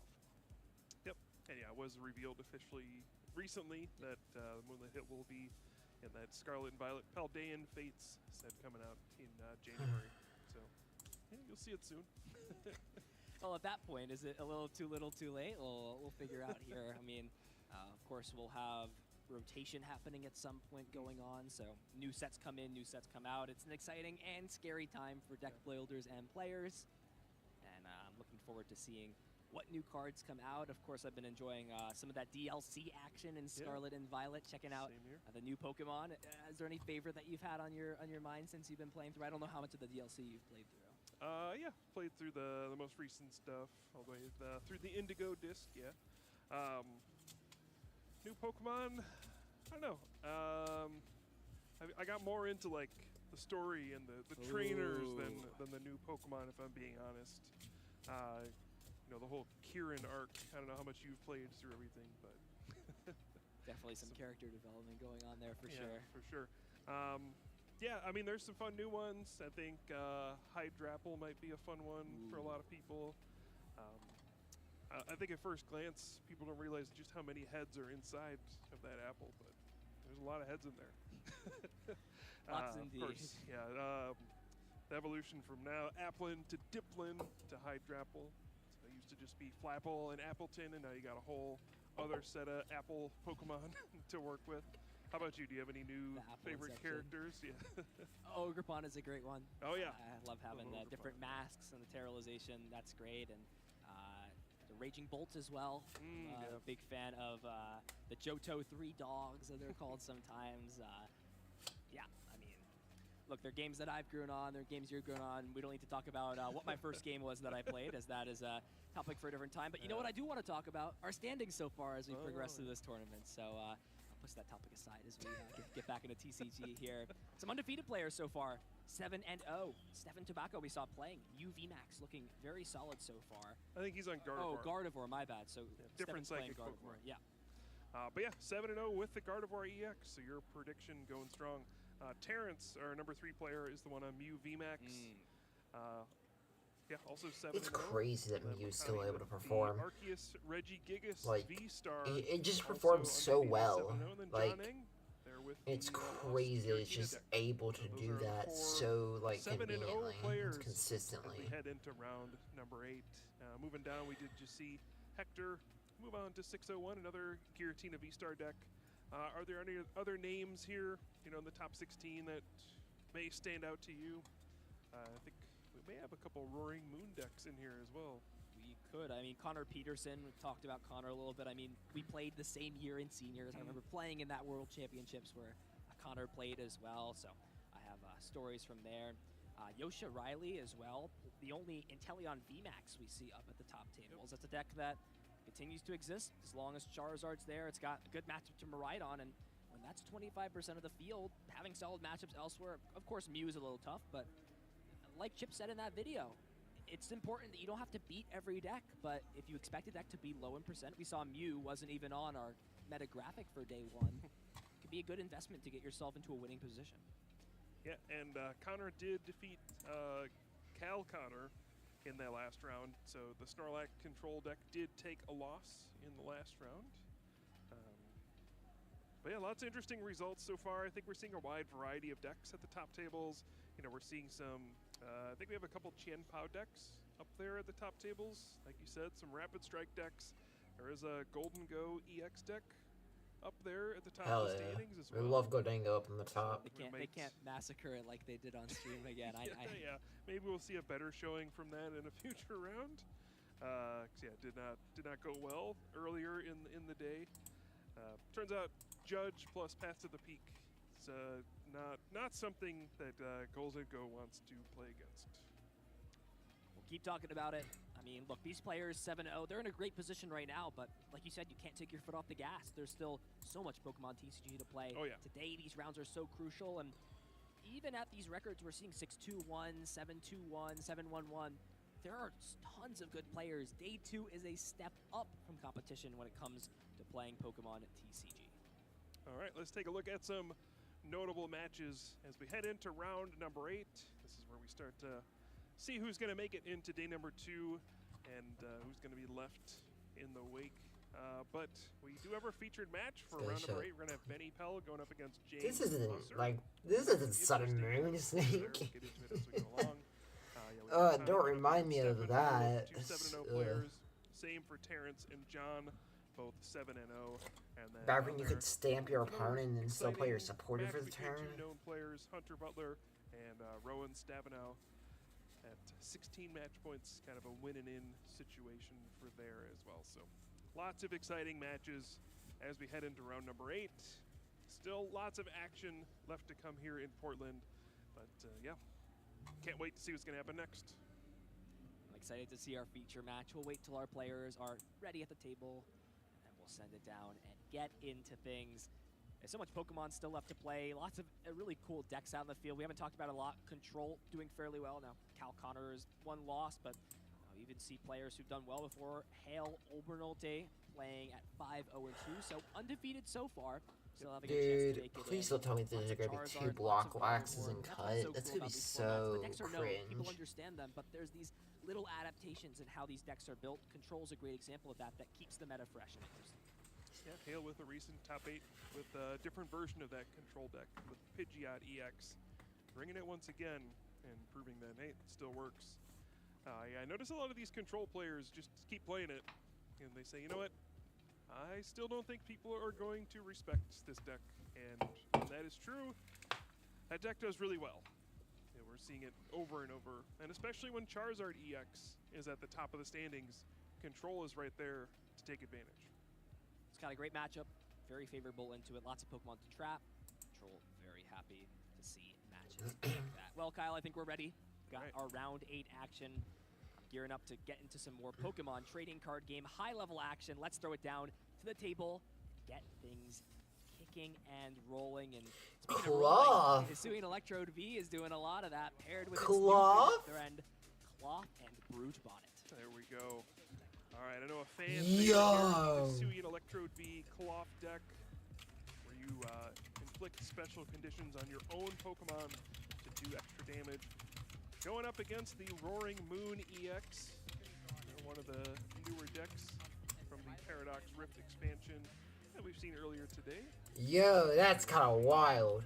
Trying to battle it out to see who makes it into day number 2 here in Portland. Roaring Moon, of course, does have a weakness to grass type, which that is the type of Hisuian Electrode V. So let's see what happens in this one. This will be an interesting coin flip. I think both these decks actually would really like to go second to get that turn 1 attack off. Usually one player is okay going second or the other one wants to disrupt by going second, but both players are sort of gearing to go second. Now, Benny is a first-time stream appearancer, so we'll be playing on stream for the first time. Rocking out this Roaring Moon EX deck. This is pretty similar to what we saw round 4. Lots of these decks using high counts of Energy Switch paired with Galarian Moltres V. As a way to continue to get these Pokemon powered up, as James Musser as well is a very known Crab Rave enjoyer. And look, what year is this, Kyle? I feel like Crab Rave, am I getting old? You'll get used to it someday, don't worry. That makes me feel comfortable. But yeah, Cloth, of course, a fan favorite. Just a fun Pokemon. And we have seen this deck on streams before. We'll get into the strategy a bit more as we go along. One of the more unique strategies we see in the Pokemon TCG. Normally, you're not trying to put special conditions on your own Pokemon because they have negative effects, but this is an exception. Ooh. See the prize cards for both players. Squawkabilly, that's a big one. Yeah, that's big. Only playing the 1 copy of Squawkabilly. So that's in the prize cards unavailable for Benny in this game.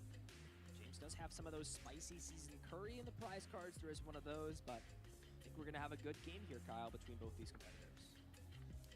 Yeah, I mean, if I'm being honest, this is not a matchup I am super familiar with, but on paper, if I look at this, you know, Roaring Moon does tend to struggle a lot with single prize decks. Pairing that with Electrode can knock out Roaring Moon, hit for weakness. Seems like an uphill battle for the Roaring Moon deck, but I will say there are some interesting tech cards in this version of Benny's deck. We'll see if they come into play as we go along. Benny starting things Ooh, off. the heavy ball. And look at that. Dude, the heavy ball's huge. The heavy ball to get the 1 of Squawkabilly out of the prize cards. And with what was going on in this hand for Benny, that is an excellent find to see in these 7 cards. Yeah, sometimes it's nice to have a Dude, grand that's prize. huge. Okay. This is one of those rare cases. But yeah, Hisuian Heavy Ball hits, finds Squawkabilly EX, and now we'll see just how many cards Benny plays on this turn. So no attack happening, no supporter either, but it's plenty fine when your deck is built to just be aggressive. And the dark energy at the bottom? Okay, that's huge, dude. We'll see the Pokestop put into play. And Iron Hands EX coming onto the bench. You see James sort of lift his eyebrows up a little bit, maybe not expecting that, even putting the lightning energy on it, trying to threaten potentially an amp you very much on the second turn of the game. Yep. We're going to see the Pokestop first or the Squawk and Seize. Yep, going to go for that first. I like that decision. Draw your cards, then try to fill your hand up even further with the Pokestop. And it looks like it will be a pretty strong start from Benny, but let's be honest. Roaring Moon, weakness to grass. Iron Hands, weakness to fighting. I don't know. Amped You very much does take a 2-prize knockout on a Cloth, but it can get knocked out in return. That is the question here. If you're Benny, how do you want to play this hand out? Not really much going on. You've got only 1 energy card in the discard pile. You do have that Forest Seal Stone.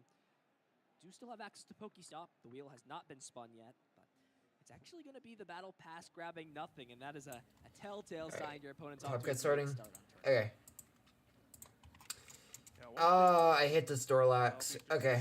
Goes for Galarian Moltres V in this matchup. There's a Pokemon that can power itself up, but it is also a weakness to grass types, I believe. That's true. So I don't think we're going to see very many small hits in this matchup. I think lots of 1-hit knockouts will be exchanged. It should make for a fun match. This is not going to be good.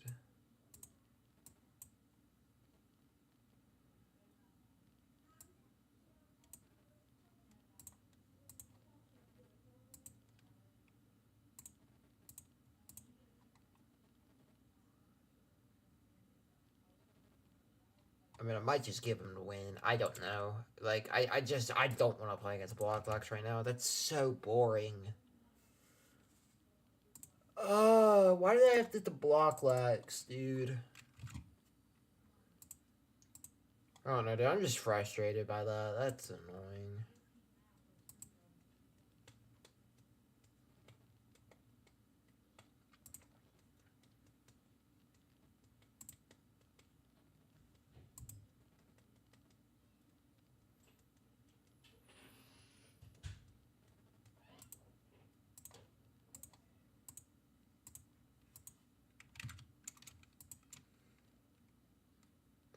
Yeah, I mean, I was probably bound to hit one of them, but I had a hope that I would, like, be able to dodge one of the two, or both of them at least. It's alright, though. If I don't make top 4, I at least made top 8. That's what I could be happy about, you know?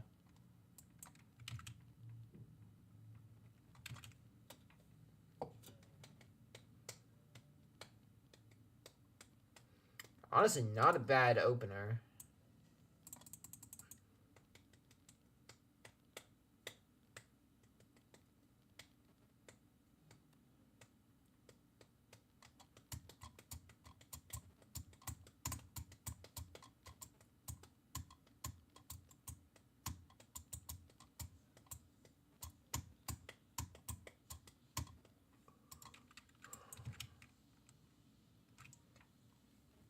Thank you.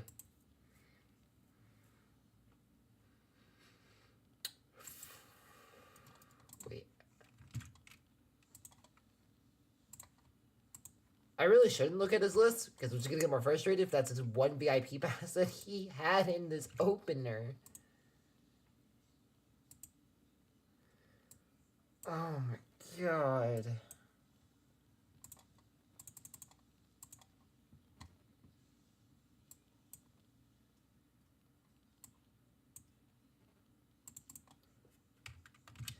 It's fine. It's fine.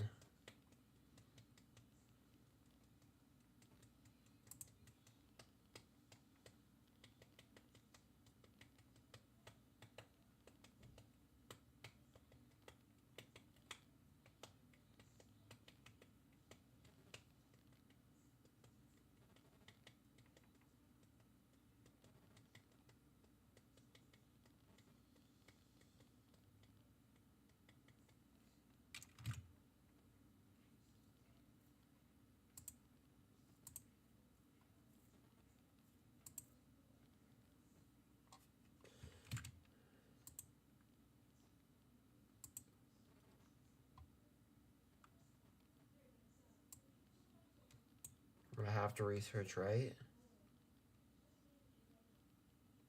Okay.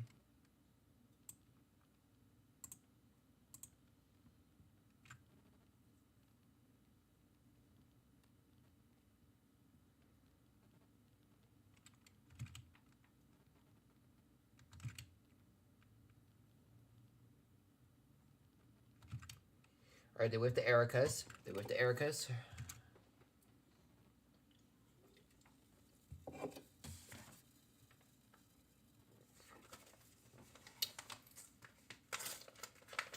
It's like 3.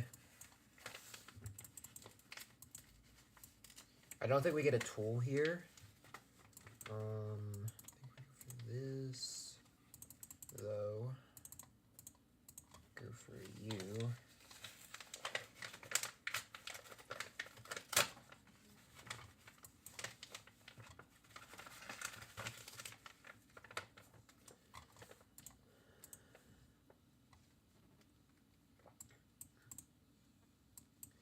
And we go for this. And we go for 1 energy on both of these guys.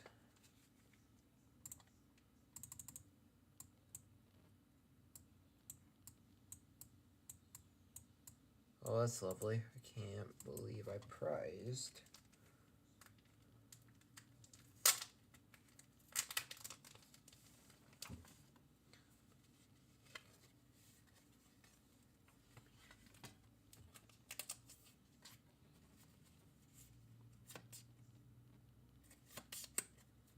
Okay, some of my GLC stuff came in. That's nice.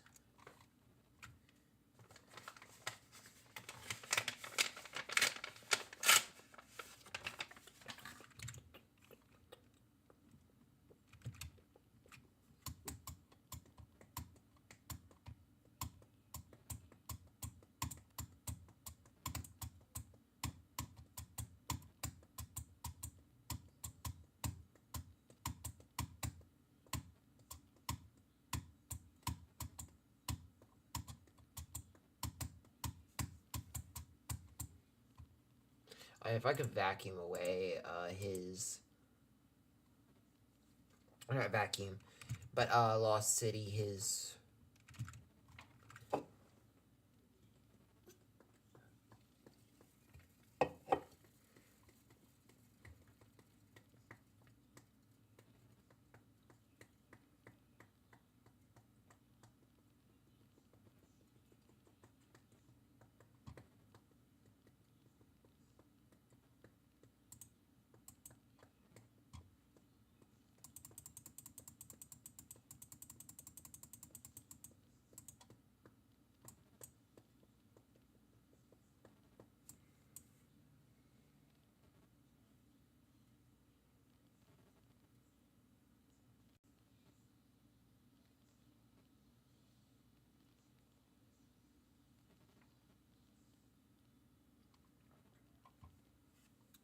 Alright.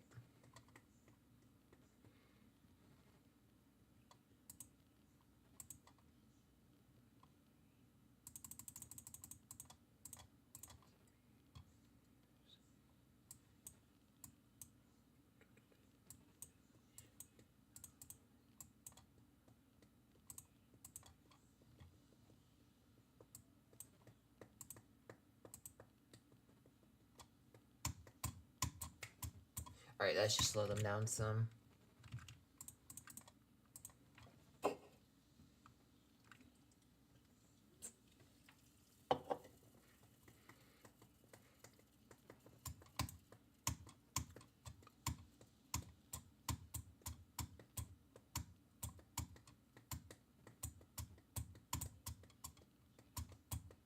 I mean, they don't bump the stadium either. That's like huge because let's go search for a fire energy and then knock it out.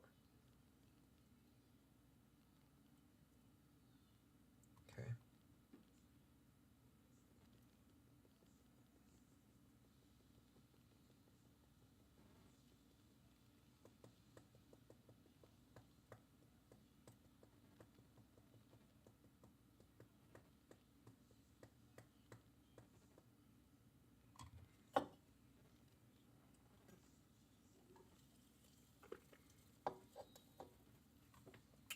Alright, Erica's.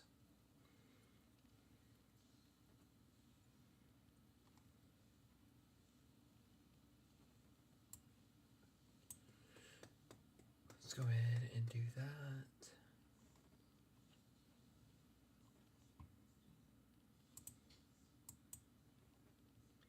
And then I know they have, so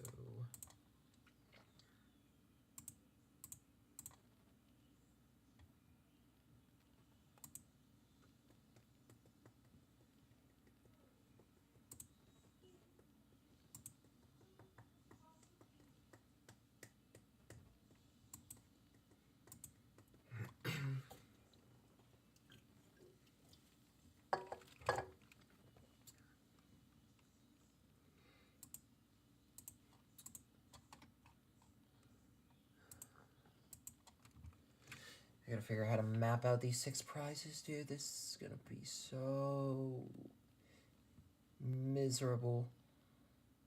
Okay.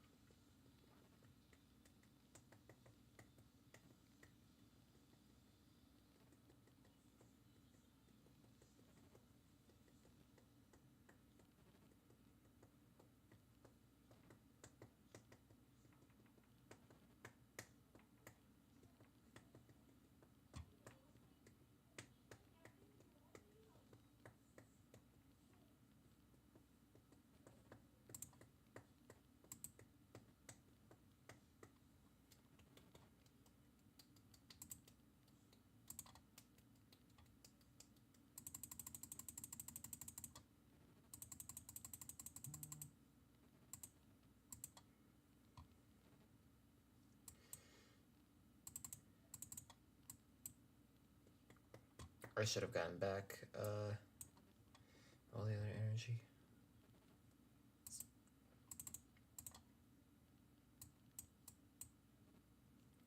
Right.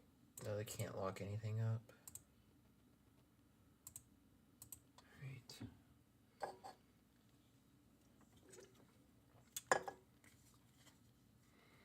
I mean, they can only loot pennies for so long, so it's like... It's like I'd rather save my stuff to get around Mimikyu.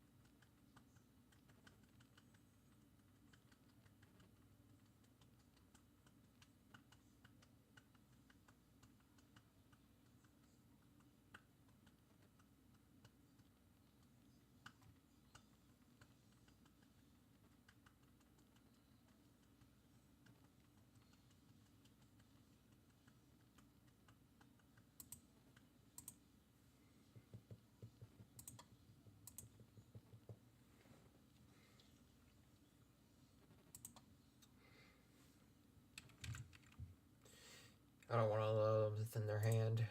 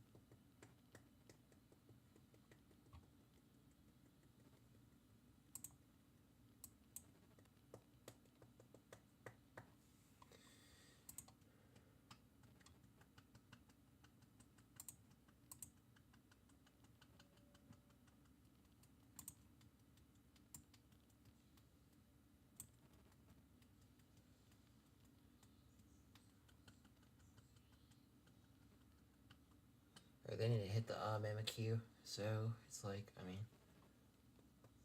okay, they hit it. Fuck.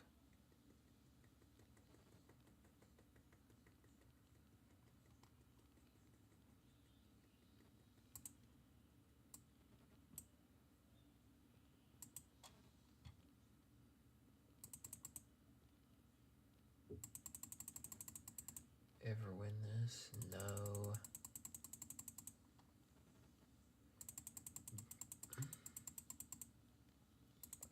So what do I get here? Iona, I guess.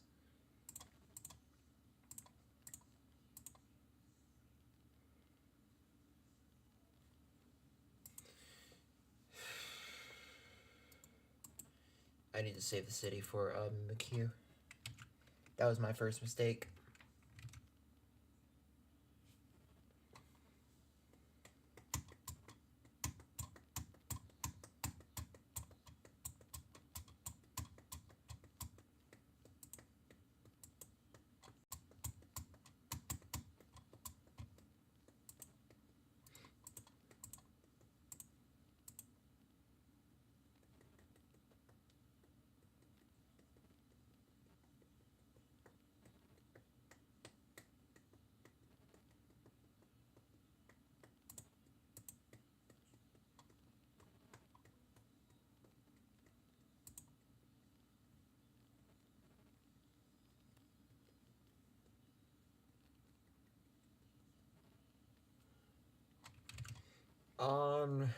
Let's give it to him.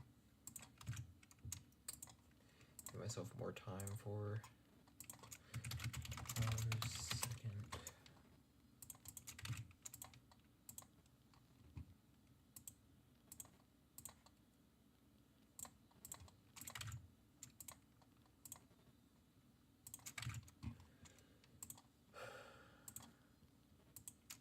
If I start with anything, though, I mean, if I start with, like,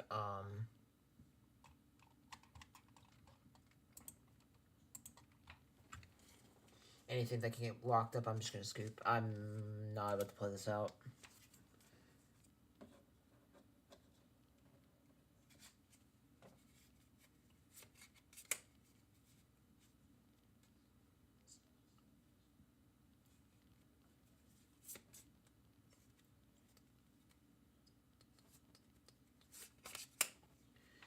I didn't start it, but it's in my opener.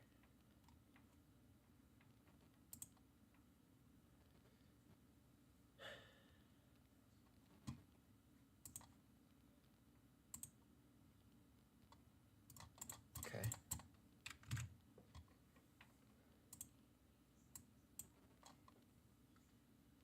Okay, doing nothing that turn, that's good.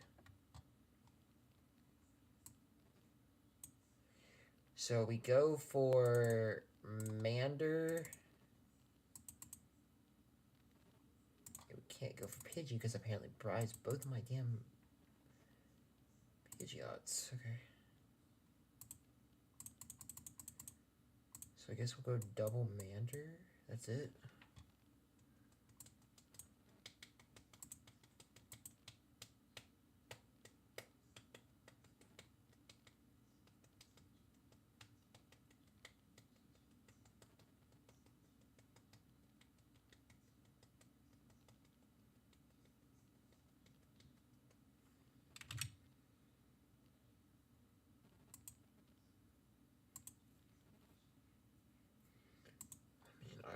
I don't know, dude.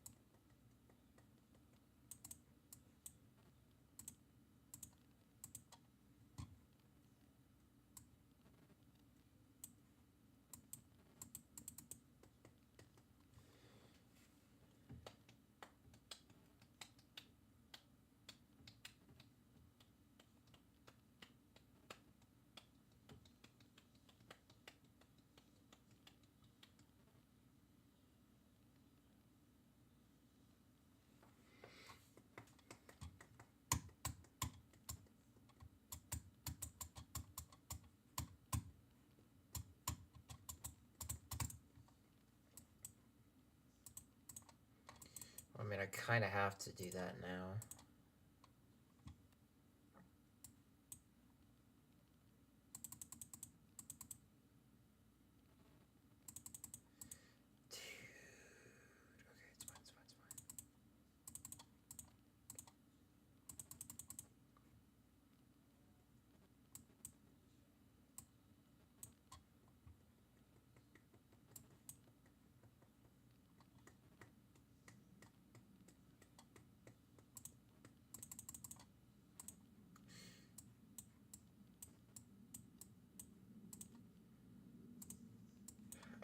I hate doing this, dude.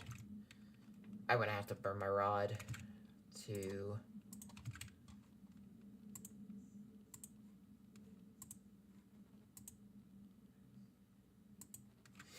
depending on what they do here, I'm just probably about to scoop IDK, dude.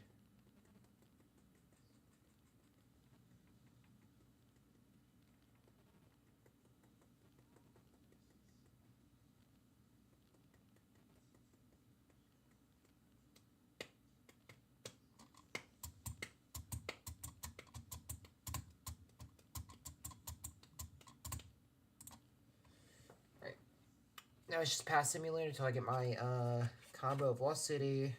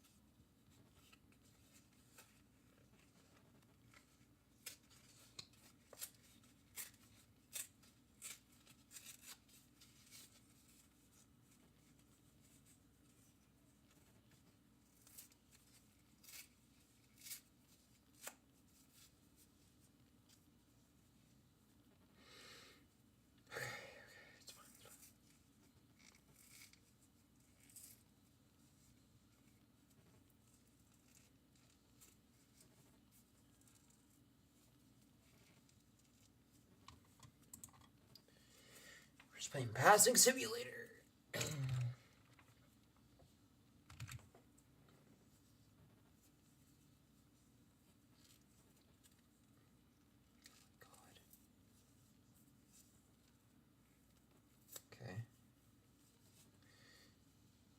So I need Boss, Energy, Lost City.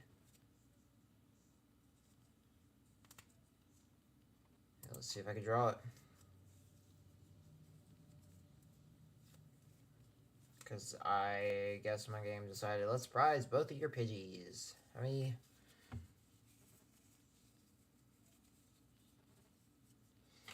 many Bravery Charms do they run?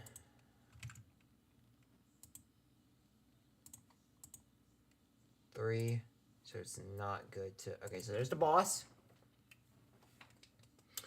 You just need the energy in Lost City.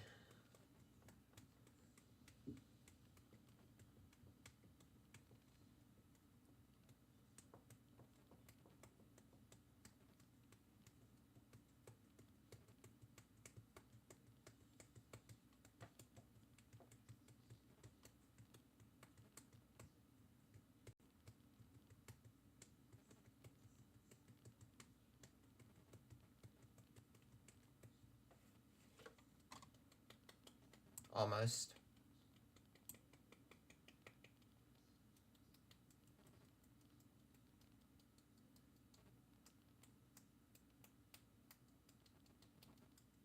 We're getting close. We're getting close.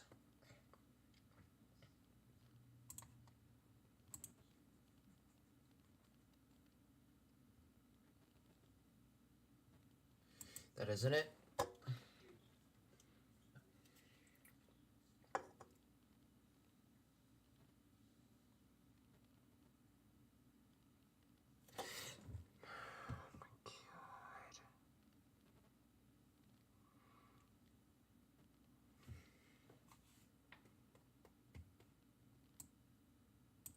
I'm not playing this out.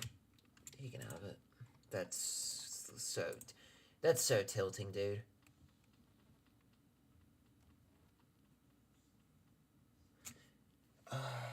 It's so tilting.